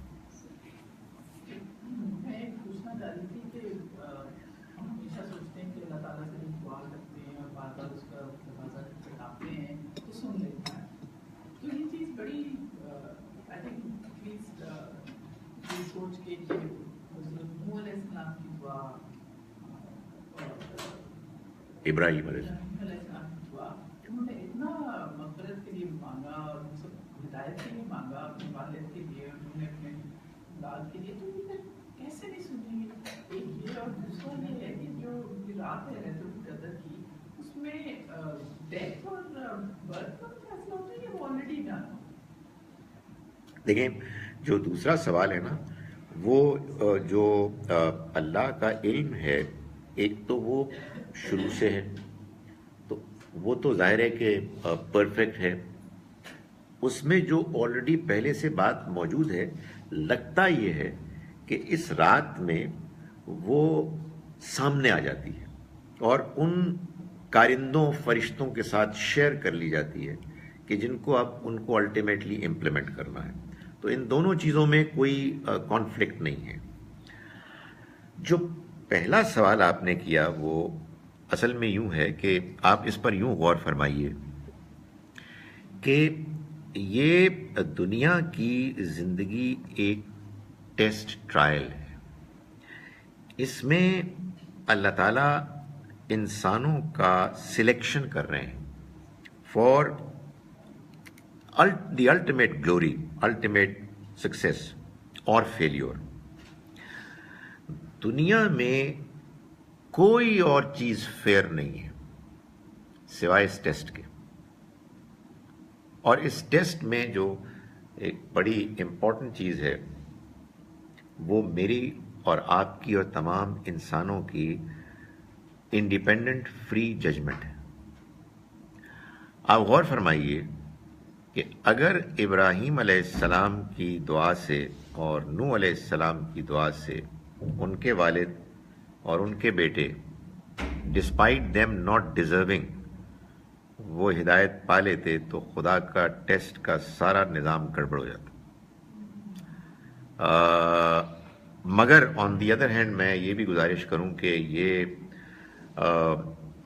بڑی عجیب بات ہے.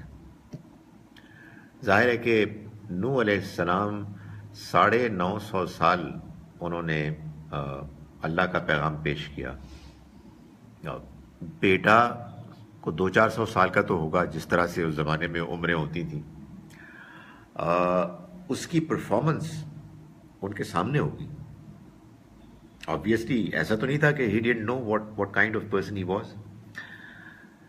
جب یہ ساری سٹوری ایپیسوڈ اپنے کلائمیکس کو پہنچ رہی ہے اور اللہ کا عذاب آ گیا ہے اور وہ اس سے کہہ رہے ہیں کہ تم یہاں آ جاؤ اور وہ نہیں آتا اور وہ ڈوب گیا, وہ پھر کہہ رہے ہیں اللہ میاں یہ کیا ہو گیا ہے, وچ ریئلی مینس کہ پیغمبروں کے اندر انسانوں کے لیے جنرل مگر اپنے عزیزوں کے لیے بہت ہمدردی ہوتی تھی. اسی یہ بڑی عجیب بات ہے کہ خدا کا فیصلہ آ گیا ہے.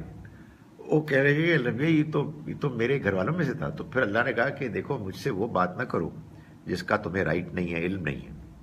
یہ تمہارے خاندان والوں میں, تمہارے گھر والوں میں سے نہیں, اس کا عمل ٹھیک نہیں تھا. ابراہیم علیہ السلام کا معاملہ تو اس سے بھی زیادہ عجیب ہے. یعنی ان کے والد بت پرست, بت بنانے والے, اور ان کے اوپر عذاب آ گیا, وہ ہجرت کر کے چلے گئے, ان کے ہاں اولاد ہو گئی ابراہیم علیہ السلام کے, اللہ کا گھر بن گیا. اینڈ یٹ وہ دعا جو میں اور آپ کرتے ہیں نماز میں, رب اغفر لی ولی والدی, یہ ابراہیم علیہ السلام کی دعا ہے جو خانہ کعبہ میں اس کے بننے کے بعد کی. مائی گڈنس تو اس کے بعد کسی موقع پہ اللہ نے کہا بس کرو کچھ نہیں ہونے والا, جس سے معلوم ہوتا ہے کہ کتنے زیادہ ہمدرد اور وہ کنسرن تھے. میں نے ابھی یہ بات ڈسکس کی اور وہ یہی پھر ڈسکشن میں آئی کہ یہ ان کا ہیومن ایلیمنٹ ہے.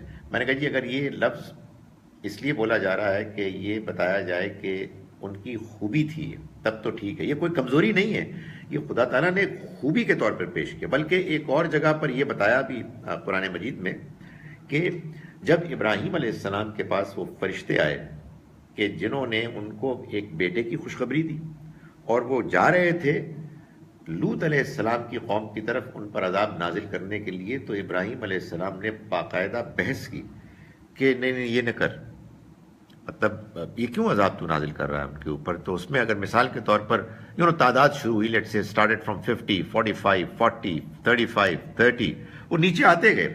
جب انہوں نے کہا جی کہ اگر 10 اچھے ہوں گے تو تب بھی تو عذاب نازل کرے گا, تو اللہ تعالیٰ نے فرمایا کہ نہیں 10 بھی نہیں ہے اور اب چھوڑ دو ابراہیم, جسٹ لیو اٹ. تو ایک جانب یہ بات کہ ہمیں دعا کرنی ہے اور ہمیں اس امید کے ساتھ کرنی ہے کہ اگر ہمارا کوئی عزیز جو کسی وجہ سے دلچسپی نہیں لے رہا, اس کے اندر کوئی خیر ہے تو اللہ تعالیٰ اس کے اندر اس خیر کو نمایاں کر دے, اس کے اندر اس طرف وہ ٹریگر کر جائے. یہ ہمیں کرنی ہے. ہمیں we have got not to lose hope. مگر دوسری جانب یہ مت بھولیں کہ خدا آخری حد تک انصاف کرنے والا ہے, مہربان بھی ہے, انصاف کرنے والا ہے. لوگ کہتے ہیں کہ دونوں چیزیں ایک ساتھ کیسے ہو سکتی ہیں؟ یہ دونوں چیزیں ایک ساتھ ہیں.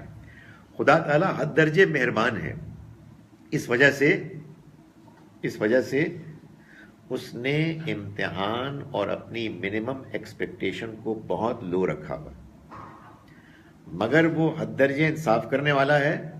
اس وجہ سے اس منیمم ایکسپیکٹیشن پہ بھی اگر کوئی پورا نہ اترے تو پھر اس کا فیصلہ ہو. اور یہ ہے ایک معاملہ, بڑا سنگین معاملہ ہے.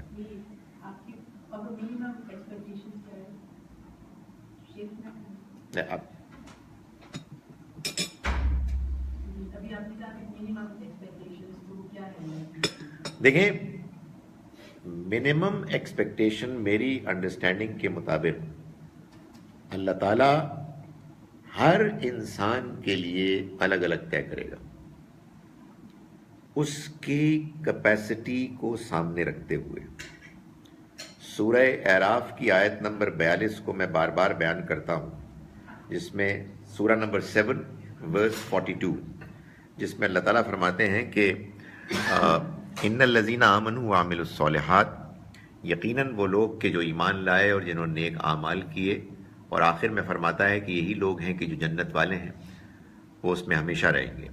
مگر درمیان میں یہ واضح کرتا ہے کہ لا نکلف نفسا الا وسعها، ہم کسی انسان سے اس کی وسعت، کیپیسٹی سے زیادہ اس کو اکاؤنٹیبل نہیں کریں گے۔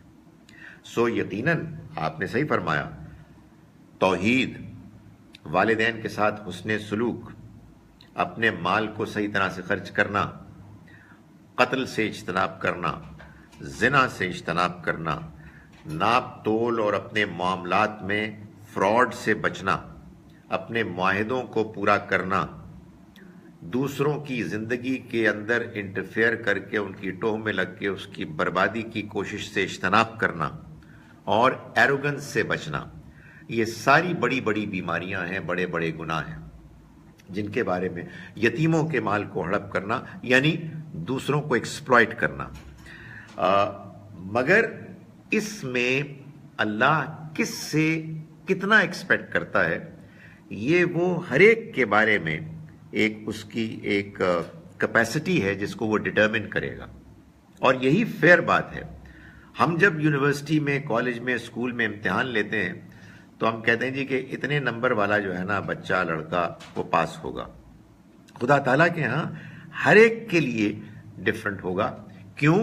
اس لیے کہ ہر ایک کی کیپیسٹی ڈفرنٹ ہے، مگر وہ جو کیپیسٹی ڈیفائن کرے گا کسی کے لیے، وہ ایبسلیوٹلی فیئر ہوگی، یعنی فیئر میں بھی بہت نرم ہوگی، مگر جہاں وہ نرمی کا آخری درجہ ہوگا اس کے بعد وہ فرم ہوگی۔ یہ اس کا انصاف ہے۔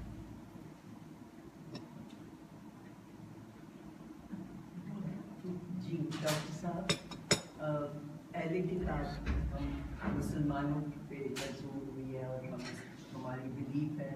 آج آپ نے لیلۃ القدر کا ذکر کیا، جب تقدیر اور سب کچھ لکھا جاتا ہے، تو دنیا میں اس وقت آبادی تو کوئی کئی بلینس ہیں، جو اس میں سے کوئی کچھ بلین مسلمان ہوں گے، لیکن یہاں پہ اس دنیا میں ساری کائنات اسی اللہ تعالیٰ کی ہے۔ تو وہ جو باقی 6-8 بلین جن کو کوئی عقیدہ ان کا نہیں ہے اور وہ نہیں سمجھتے کہ یہ کچھ ہو رہا ہے ان کے ساتھ، تو ان کے لیے اس کتاب کی کس طرح سے ریلیونس اللہ تعالیٰ نے بنانی ہے ان کے لیے؟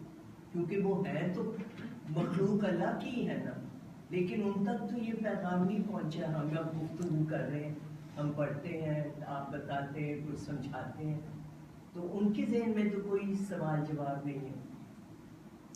دیکھیے، اللہ تعالیٰ نے انسانوں کو اس دنیا میں، سب کے سب انسانوں کو ایک چیز تو دی ہے، آپ اس کو دو کہہ سکتے ہیں۔ ایک اس کی عقل ہے اور ایک اس کی فطرت ہے، اس کی نیچر ہے، جس میں اس نے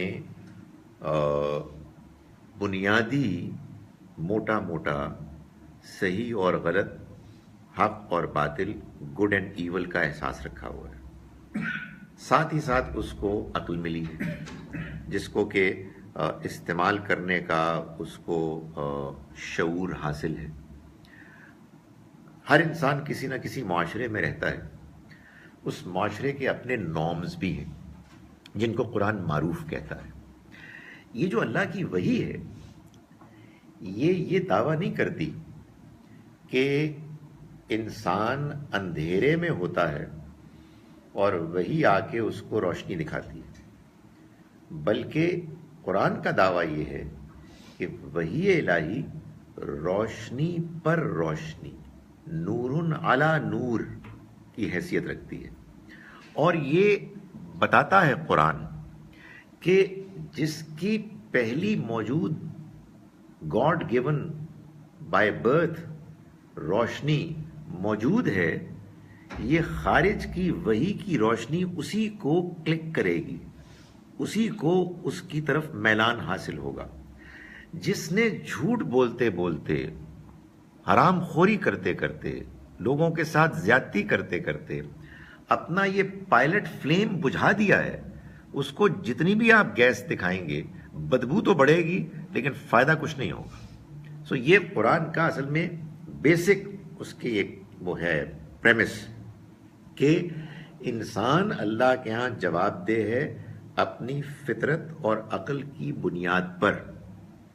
اس کے بعد جس کو وحی بھی مل گئی وہ اس کے بارے میں بھی جواب دہ ہے. اینڈ وحی is nothing but further clarification of what's already there with us. ہماری فطرت میں جو کچھ موجود ہے خیر و شر اس کو وحی الہی کلیریفائی کرتی ہے, اس کو کنفرم کرتی ہے, یہ بتاتی ہے کہ یہ ہے کیوں, یہ بتاتی ہے کہ یہ آئی کہاں سے اللہ کی طرف سے, ہے کیوں اس کے بارے میں ہی جواب دہی ہے اور آخرت میں حساب کتاب ہے.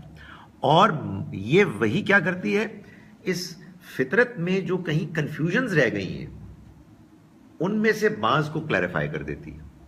تو یہ کوئی فرق نہیں. یہی میں نے اس پہلے سوال کے جواب میں نے کہا کہ جو آپ نے بات کی ان کی, وہ جو 75% سے زیادہ غیر مسلم ہیں, ان کی کیپیسٹی خدا تعالیٰ کے ہاں ڈیفائن ہوگی میری اور آپ کی کیپیسٹی سے ڈیفرنٹ, اور وہ اس کے مطابق جواب دہ ہوں گے.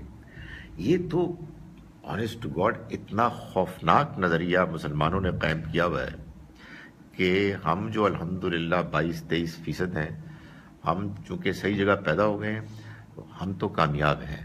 کوئی بندہ کوئی سلپ بھی ہوگا تو حضور کی سفارش چل جائے گی, اور باقی سارے کافر ہیں, وہ کتنے ہی اچھے کیوں نہ ہو جائیں, غلط جگہ جو پیدا ہو گئے تو وہ جہنم میں جائیں گے اور ہمیشہ کے لیے. تو جو دماغ اللہ میاں نے دیا ہے, جو فطرت دیا ہے, اس میں تو یہ بات انٹر ہوتی ہی نہیں. لیکن میں پریشان ہوتا ہوں, اینڈ آنیسٹلی کئی مرتبہ ڈر لگتا ہے. This is what people Muslims live throughout their lives with this understanding, this belief. بڑی خوفناک بات ہے. آپ اندازہ کریں, آپ اس وقت میرے ساتھ تمیز سے پیش آ رہے ہیں, ورنہ آپ کہیں گے کہ آپ یہ کیا کہہ سکتے ہیں. اس لیے کہ جو اس کو مانتا ہے وہ تو اس کے بارے میں جذباتی ہے. مجھے تو بہت سارے لوگوں سے واسطہ پڑ گئی, واٹ ڈو یو مین کہ غیر مسلم کافر نہیں ہوتے؟ یہ تو آج نئی بات آپ نے بتائی ہے, تو آپ تو بہت غلط آدمی ہیں, آپ تو ہمارے کانسیپٹ خراب کر رہے ہیں. تو یار مجھے پہلے تم اپنی بات مجھے سمجھا دو کہ آپ کہنا کیا چاہتے ہیں. کہ اللہ نے ساری مخلوق بنائی جس کی آپ نے ایک تعداد پاپولیشن بتا دی, وہ پاپولیشن پہلے بھی کتنی تھی اور بعد میں بھی کتنی ہونی ہے. میں ایک اسی طرح کی مجلس میں تھا جس میں اس طرح کی ڈسکشن ہو رہی تھی. ایک پڑھے لکھے آدمی نے کہا کہ یار مجھے جب سے پتہ لگا, اور کچھ میری طرح کے مولوی حضرات بھی بیٹھے تھے, اس نے کہا جی جب سے میں نے یہ سنا ہے کہ سارے کافر جہنم میں جائیں گے اور سارے غیر مسلم کافر ہیں, تو جب میں نے یہ سنا تو میں دنیا کا میپ لے کے بیٹھ گیا, اور میں نے کہا اللہ میاں یہ ادھر چین, تو ادھر وہ برازیل, تو ادھر وہ امریکہ, تو ادھر وہ جاپان, یہ تو بندے کیوں پیدا کیے جا رہے ہیں, تو نے جہنم میں ان کو ڈھونسنا ہے. تو دیکھیں یہ خدا کے پیغام کی بڑی سیریس مس ریپرزنٹیشن ہے. اس پر کلیریفیکیشن, اس کے 2 نقصانات ہیں. ایک نقصان یہ کہ آپ غیر مسلموں کے ساتھ ٹھیک طرح سے ڈیسنٹلی متعلق ہی نہیں ہوتے. یار بھائی میرے دل میں اگر وہ کافر ہیں, بدترین مخلوق ہیں, why on earth should I have sympathy for them, میں ان کو انوائٹ بھی کیوں کروں؟ تو گندے ترین لوگ ہیں, ان کو جہنم میں جانا چاہیے, یہ جذبہ پیدا ہوگا. ایک یہ نقصان ہے. اور دوسرا اس سے زیادہ بڑا نقصان یہ ہے کہ اللہ معاف کرے, میرے اندر اللہ کی کتاب سے because of reading it incorrectly وہ ایروگنس پیدا ہو جائے گی جس کے بارے میں نبی صلی اللہ علیہ وسلم نے فرمایا کہ رائی کے دانے کے برابر بھی ہے تو آپ جہنم میں جائیں گے. کیا چکر ہے, دس از ٹوٹل کنفیوژن. اللہ مجھے معاف کرے, میرا یہ جی چاہتا ہے کہ میں لوگوں کو, مسلمانوں کو کہوں کہ خدا کے واسطے come to terms with this, یہ پرابلم, اس کو سالو کرو, اس لیے کہ یہ بڑی سیریس پرابلم ہے. لیکن میں آپ کو بتاؤں کہ جب آپ یہ بات بہت نرمی سے بھی پیش کرتے ہیں تو لوگ بہت غصے ہوتے ہیں. وہ کہتے ہیں کہ کیا واٹ ڈو یو مین, مطلب یہ کہ غیر مسلم کافر نہیں ہے, یہ تو ہم بچپن سے سنتے ہیں. ایک بڑی پرابلم ہوتی ہے بچپن سے سنتے ہیں. آپ کو یہ معلوم ہونا چاہیے, آپ بچپن سے جو سنتے آئے ہیں تو آپ سے زیادہ تعداد میں عیسائی ہیں جو بچپن سے سنتے آئے ہیں کہ مسیح علیہ السلام اللہ کے بیٹے ہیں. تو جو بچپن سے سنتے آئے ہیں کہ اہمیت اگر ہے تو پھر وہ کیا کریں, انہوں نے وہ سنا ہے. اچھا, اور ہمارے اور ان کے ایٹیٹیوڈ میں کوئی فرق بھی نہیں. ہم جو سنتے ہیں ہم کہتے ہیں ہم نے یہی سنا ہے, وہ جو سنتے ہیں وہ کہتے ہیں ہم نے یہ سنا ہے. تو پھر ہوگا کیا؟ ہوگا وہی جو اللہ تعالیٰ کی ججمنٹ میں بالکل فیئر ہوگا اور وہ اس کی رحمت کے تقاضوں کے مطابق ہوگا. سر یہ ہم لوگوں کے اوپر کتنی رسپانسبلٹی آتی ہے جن کو تھوڑا بہت دین کے بارے میں پتا ہے کہ اگر اس طرح کے لوگ ارد گرد ہیں تو مطلب اسینشیل اپون اس کہ ہم ان کو جا کے بتائیں اور ایک دفعہ بتائیں. ایک دفعہ بتانے میں عموماً لوگ جو ہیں وہ ایروگنٹ ہو جاتے ہیں کہ نہیں ہمیں سب کچھ پتہ ہے ہم ٹھیک ہے. تو یا بار بار بتایا جائے یا ویسے بس مصلحت کے طور پہ چھوڑ دیا جائے. موٹی موٹی بات یہ ہے کہ آپ کی جو حیثیت ہے, آپ کا جو سٹیٹس ہے, آپ کا جو انفلوئنس کا دائرہ ہے, اسی کے مطابق آپ جواب دیں. جس کو آپ کہتے ہیں نا دعوت, قرآن مجید نے اس کی 4 لیولز بتائے ہیں. سب سے جو بیسک بیئر منیمم لیول ہے which is applicable for all of us, وہ ہے جو ہم آگے ایک سورہ مبارکہ آنے والی ہے اس میں پڑھیں گے, سورۃ العصر میں, وَتَوَاصَوْا بِالْحَقِّ وَتَوَاصَوْا بِالصَّبْرِ.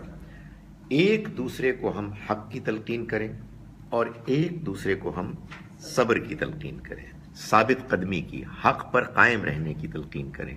ایک دوسرے سے مراد میں جس فیملی میں ہوں, میری فیملی میں مجھے موقع ملتا ہے کہ میں ان سے بات کروں, ان کو موقع ملتا ہے وہ مجھ سے بات کریں.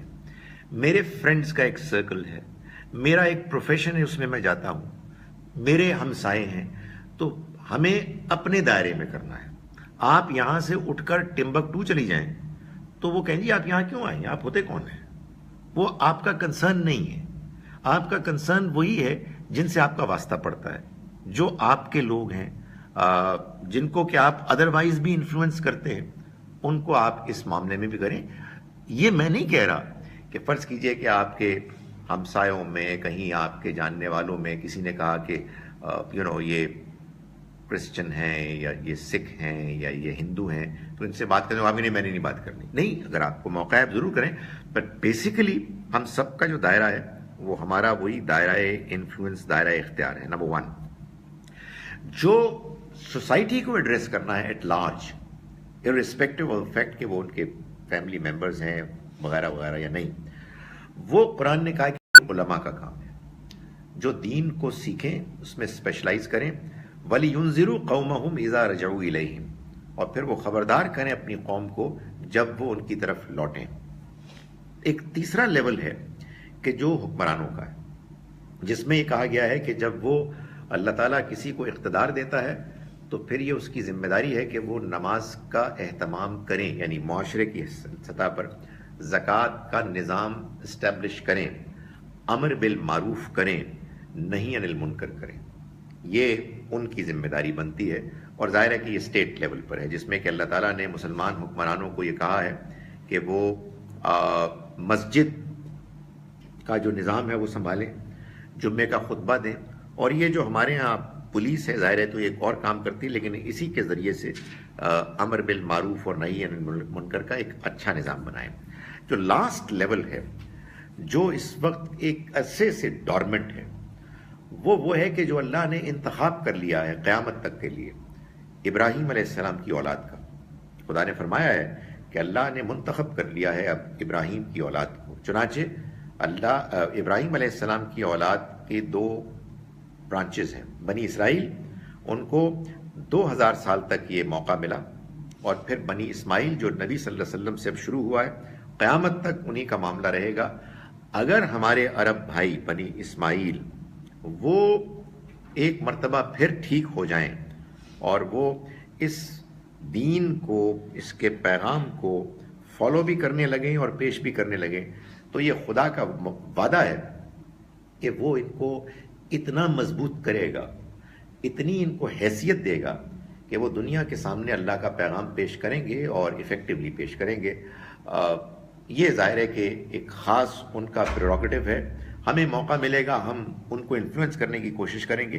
مگر میں اس میں صرف ایک ضمنی بات جو میرے ذہن میں آتی ہے وہ یہ ہے کہ بیکاز ہم کو اپنے اپنے دائرہ اختیار میں کام کرنا ہے, اینڈ بیکاز اللہ تعالیٰ کی ظاہر ہے یہ منشا ہے کہ اللہ کا پیغام دنیا والوں تک پہنچے، تو مجھے یہ لگتا ہے کہ اللہ تعالیٰ نے اس میں اب یہ طریقہ اختیار کیا ہے کہ انسانوں کی ضرورت ہوتی ہے تعلیم، انسانوں کی ضرورت ہوتی ہے نوکری، کاروبار، اس نے مسلمانوں کو دنیا میں پھیلا دیا، کوئی برطانیہ میں، کوئی امریکہ میں، کوئی جاپان میں، وہ آسٹریلیا، ہر جگہ مسلمان موجود ہیں۔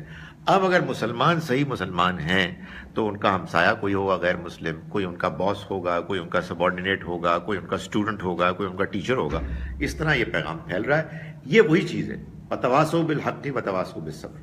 پہلی کیٹیگری، سیکنڈ کو ریپیٹ کر دیجیے۔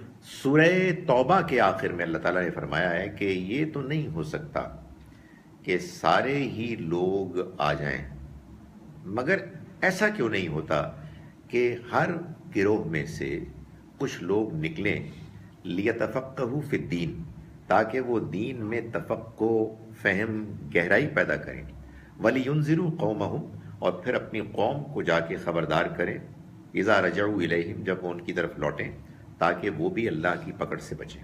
تو یہ نظام ہے ان کے لیے کہ جو دین میں تفقہ پیدا کرتے ہیں۔ جیسے ذکر بات یہ ہے کہ ہمیں اپنی ہیلتھ میں دلچسپی ہے تو ہم میڈیکل کالجز بناتے ہیں، ڈاکٹرز اسپیشلسٹ ہوتے ہیں، ہمیں اپنی سڑکوں، پلوں کی، ڈیمز کی ضرورت ہے تو ہم انجینئرز پیدا کرتے ہیں۔ اسی طرح سے دین کے جاننے والے علماء اسپیشلسٹ پیدا ہونے چاہیے کہ جو اس دین کا پیغام کم سے کم نیشنل لیول پر اپنی اپنی سوسائٹیز میں، ارسپیکٹو آف دا فیکٹ کہ وہ ان کے فیملی ممبرز ہیں یا نہیں ہیں، وہ ذرا بڑے اسکیل پر یہ کرتے ہیں، وہ کریں۔ 2 اور 3 تو پھر ایک ہی ہو گیا۔ نہیں، وہ حکمران ہے، وہ تو سر حکمران ہے۔ اچھا، صرف ہاں، وہ تو حکمران ہے کہ جو آپ دیکھیں نا، حکمران کے پاس کتنی پار ہے، ساری مسجدیں اس کے پاس ہیں۔ یعنی اگر وہ ملیشیا کا حکمران ہے یا ٹرکی کے، پاکستان میں تو صورتحال ایسی ہے کہ سوال ہی پیدا نہیں ہوتا۔ مائک دے، مائک سمیت دوسرا دے، مائک، ویئر از مائک؟ جی آپ کے پاس، جی۔ سر تو پھر ٹیسٹ تو مسلمانوں کا زیادہ ہوگا، اسٹینڈرڈ اگر دیکھا جائے او میرے اللہ، ہدایت اور پھر میں آپ کو بتاؤں کہ مطلب چانس تو زیادہ ہے کہ فیل کریں گے۔ میرے اللہ، میں آپ کو بتاؤں کہ اصل میں آپ غور کریں تو یہی نتیجہ نکلتا ہے، جس کو جتنا پتہ ہے وہ اتنا جواب دہ ہے۔ اور ہم تو یہ کہتے ہیں کہ اللہ کی کتاب ہے، مطلب ہمارے پاس کیا ایکسکیوز ہے، ہم کہتے ہیں اللہ کی کتاب ہے تو، اور کہتے کیا ہے، نہیں پڑھنی نہیں ہے، ویسے عین شین قاف ٹھیک کرنا ہے، لیکن کہتی کیا ہے وہ جناب جو مولوی صاحب کہتے ہیں وہی کہتی ہے۔ اور مولوی صاحب نے طے کیا ہوا ہے کہ انہوں نے سب کچھ بتانا ہے، یہ نہیں بتانا ہے کہ قرآن میں کیا لکھا ہے، اور سٹوری سنائیں گے آپ۔ تو یہ دھندا چل رہا ہے، اس میں بھی اللہ سے امید ہے، اس کی رحمت سے، کہ ہماری کیپیسٹی کو وہ ڈیفائن کرے گا کہ جتنا آپ کر سکتے تھے۔ جی، آپ کی فیملی میں اگر ایک کرسچن لڑکی آتی ہے اور اس کو دین کے بارے میں، اپنے دین میں وہ بہت اسٹرانگ ہے، 1-to-1 بیسس پہ ہاؤ ڈو یو اپروچ؟ ایک تو یہ کہ اس کے ساتھ بہت اچھا برتاؤ کریں گے، اس کے ساتھ بڑا اچھا ایک کمیونیکیشن رکھیں گے، اپنا اچھا کنڈکٹ پیش کریں گے، موقع تلاش کریں گے بات کرنے کا، بحث میں نہیں پڑیں گے، بحث کر کے اس کو ہرانے کی کوشش نہیں کریں گے، بلکہ اس سے کہیں گے کہ دیکھو ہمیں سچائی جاننی ہے، ایک سچائی کا کلیم تمہارے پاس ہے، ایک ہمارے پاس ہے، let's try to understand each others point of view. Actually جب اس کے ساتھ میری بات ہوئی تھی تو شی سیڈ کہ اس قرآن میں صرف یہ لکھا ہوا ہے کہ یہودی اور کرسچنز مسلمانوں کے دشمن ہیں۔ اس وقت I just kept quiet, but I would like to approach her in such a way that she is not offended. اس کو کہیں کہ یہ نہیں لکھا ہوا، اس کو کہیں کہ یہ لکھا ہوا ہے، یہ لکھا ہوا ہے کہ یہ یہودی اور یہ عیسائی جو بعض وہاں موجود تھے وہ مسلمانوں کے دشمن ہیں۔ یہ ایک واقعے کا بیان ہے، نہ کہ ایک اصول کا بیان ہے۔ اسی کتاب میں یہ لکھا ہوا ہے کہ یہ سارے برابر نہیں ہیں۔ اس کو پڑھائیں، سورہ آل عمران آیت نمبر 3 کی آیات 113, 113 سے لے کے 115 اور اس سے کہے کہ ایک ہمارا مولوی کہہ رہا تھا کہ اللہ میاں نے اتنی تعریف کی ہے پیپل آف دا بک کی یہاں، اے کاش ہماری اتنی کر لیتے. خدا تعالیٰ بالکل فیئر اور امپارشل ہے، اور وہ یہ کہتا ہے کہ ہم کو یہ اللہ تعالیٰ نے نہیں کہا، مطلب اس نے کتاب میں اپنی، کہ تم ان سب سے دشمنی کرو جو تمہارے ساتھ حسن سلوک کرتے ہیں، تمہارے ساتھ اچھے رہتے ہیں، ان کے بارے میں ہم یہ تمہیں ہرگز نہیں کہہ رہے. وہ بھی ان کو آیات پڑھائیں کہ جس میں کہا ہے کہ تمہارے یہ دوست نہیں ہو سکتے. وہ آیت ہے آیت نمبر 51، 5 سورہ ورس 51، اور اس کے بعد کہیں کہ اس سے آگے اس کے کانٹیکسٹ میں دیکھیں ورسز 57 and 58، تو ان کو اس کو یہ سمجھائیں کہ 57 اور 58 میں یہ لکھا ہوا ہے کہ بعض اہل کتاب اللہ کے دین کا مذاق اڑاتے تھے. جب اذان ہوتی تھی تو وہ اس کا تمسخر کرتے تھے. اللہ تعالیٰ نے 57, 58 میں لکھا ہے کہ چنانچہ تم ان کو اپنا دوست نہ بناؤ. یہی بات ہے جو اوپر لکھی ہوئی ہے. سمجھے بات؟ یعنی اصل میں جو ہم سے مسلمانوں سے بات سے غلطی ہوئی وہ یہ ہوئی کہ انہوں نے کہا کہ لا تتخذوا الیہود والنصارى اولیاء، تم یہودیوں اور نصرانیوں کو دوست نہ بناؤ. انہوں نے الیہود اور النصارى سے مطلب سمجھا تمام یہودی اور تمام نصرانی. ان سے کہیں کہ یہ ایبسرڈ بات ہے، اس کو ماننے کے بعد قرآن مجید میں کنٹرڈکشن ماننی پڑے گی، اس لیے کہ قرآن ہی نے تو اجازت دی ہے بیٹی کہ جس کی وجہ سے تمہاری شادی ہمارے بچے سے ہوئی ہے، تو بیوی لانے کی اجازت دے دی جس سے دوستی نہیں ہو سکتی. تو یہ تو کنٹرڈکشن ہے، ایسا نہیں ہے.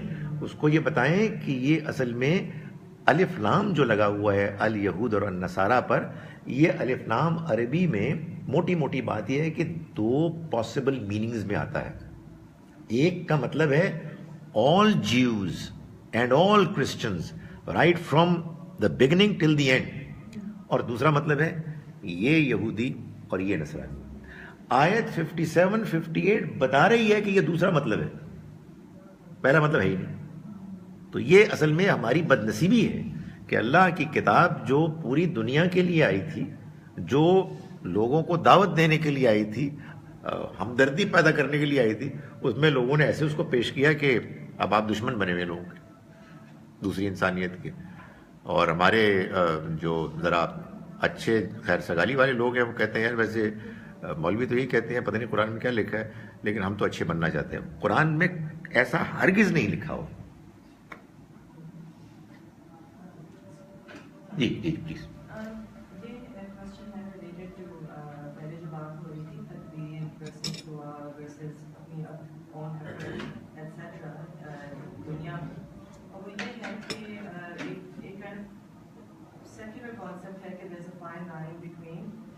Perseverance and stupidity, and you have to try to find where that is. اور اس کا kind of Islamic, I guess, interpretation یہ ہو سکتا ہے کہ اگر آپ کسی چیز کی دعا کرتے جا رہے ہیں اور بار بار اس کو مانگ رہے ہیں اور وہ اگر نہیں ہو رہی تو at some point you have to believe کہ اس میں کوئی بہتری تھی کہ یہ نہ ہو, and you should probably just let it go, and that's probably the essence. That's certainly one significant aspect of faith of Islam, کہ آپ جو ہے وہ اس میں ٹھیک ہے اللہ نے کی کوئی بہتری اس میں ہے. Is that something that one should strive? Is that to find out, is that a noble thing in this dunya, or is that just a matter of faith کہ بس ہم let it go کریں؟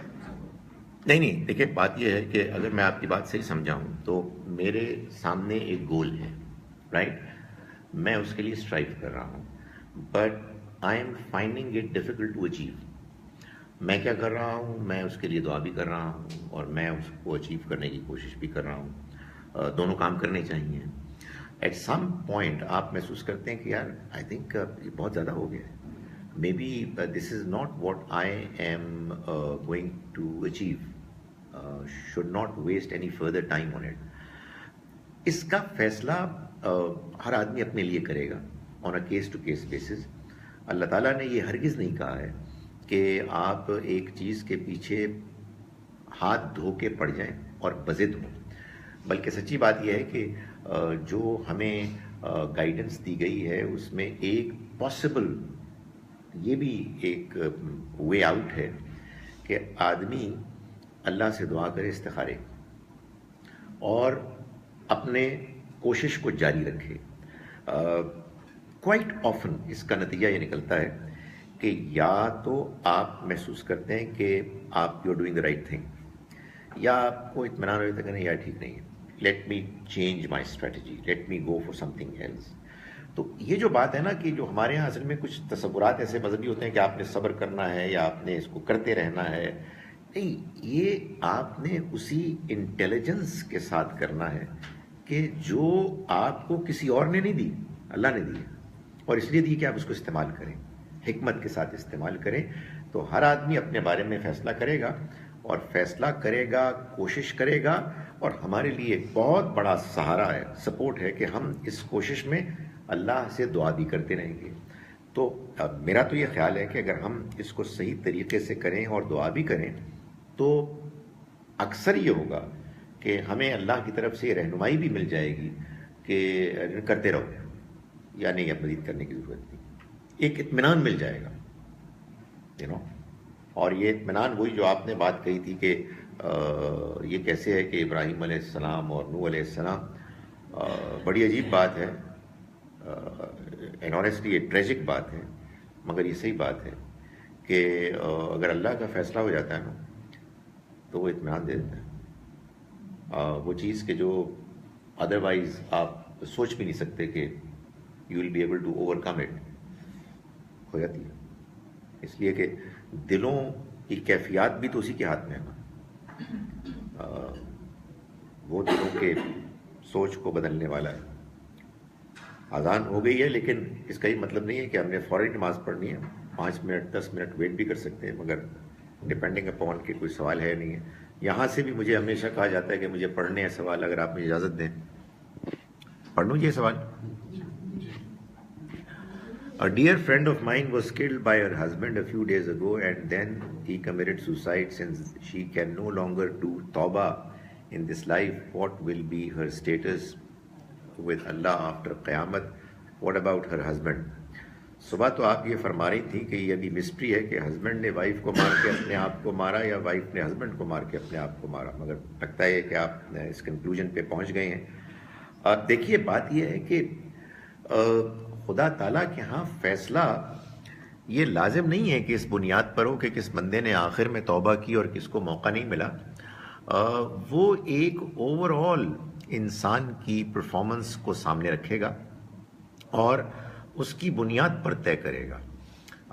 اگر فرض کیجئے کہ کوئی اچانک مر گیا اور اسے توبہ کرنے کی توفیق نہیں ملی، تو اس سے پہلے بھی تو اس کی زندگی گزری ہے نا، اس سے پہلے بھی تو اس کو مواقع ملے ہیں.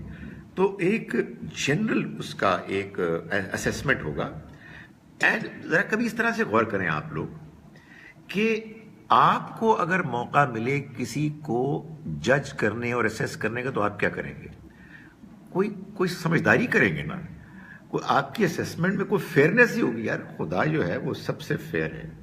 الیس اللہ باحکم الحاکمین، کیا اللہ فیصلہ کرنے والوں میں بہترین فیصلہ کرنے والا نہیں ہے؟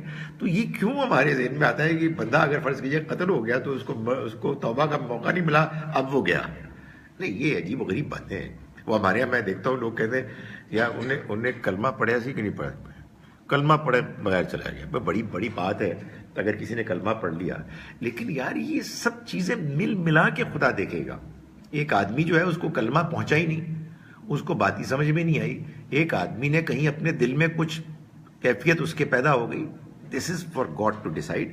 اس میں کوئی شک نہیں ہے کہ جو خواتین ہوتی ہیں، میں خواتین نہیں کہہ رہا، آخر میں میم ہے، جو اختتام ہوتا ہے یہ ایک امپورٹنٹ چیز ہوتی ہے. بعض اوقات میری ایک بزرگ خاتون کے ابھی 2-4 روز پہلے انتقال ہوا، and I was comforted by the information کہ انہوں نے فوت ہونے سے پہلے کلمہ پڑھا. بڑی سعادت ہے، لیکن یہ مطلب نہیں ہے کہ جس نے نہیں پڑھا تو وہ کافر مرا یا کوئی فاسق مرا. یہ خدا جانتا ہے، اللہ بہتر جانتا ہے. ہمیں بس اللہ سے خیر کی دعا کرنی ہے، اپنے لیے بھی اوروں کے لیے بھی، اور کسی کے بارے میں بدگمانی نہیں کرنی. اور میں آپ سے بھی یہ کہتا ہوں کہ اگر یہ بات آخری حد تک اسرٹن نہیں ہوئی کہ کس نے کس کو مارا, تو please don't blame one person or the other without any ultimate confirmation. خدا کی عدالت میں فیصلے ہونے ہیں. فحاشی کا کیا مطلب ہے؟ فحاشی کا مطلب یہ ہے کہ آپ وہ بات کریں, وہ لباس پہنیں, وہ جیسچر کریں کہ جس سے انسانوں کے اندر, مردوں عورتوں کے اندر سیکس کی جانب انکلینیشن پیدا ہو. Bad reception. Is it آیت 51 and 57, 58 of آل عمران؟ نہیں, آل عمران نہیں, مائدہ. آل عمران کی 113 سے 115 ہے. چلے جی, اس سے پہلے کہ کوئی سوال اس میں آئے, لیٹس فنش. قولوا قولی ھذا استغفر اللہ.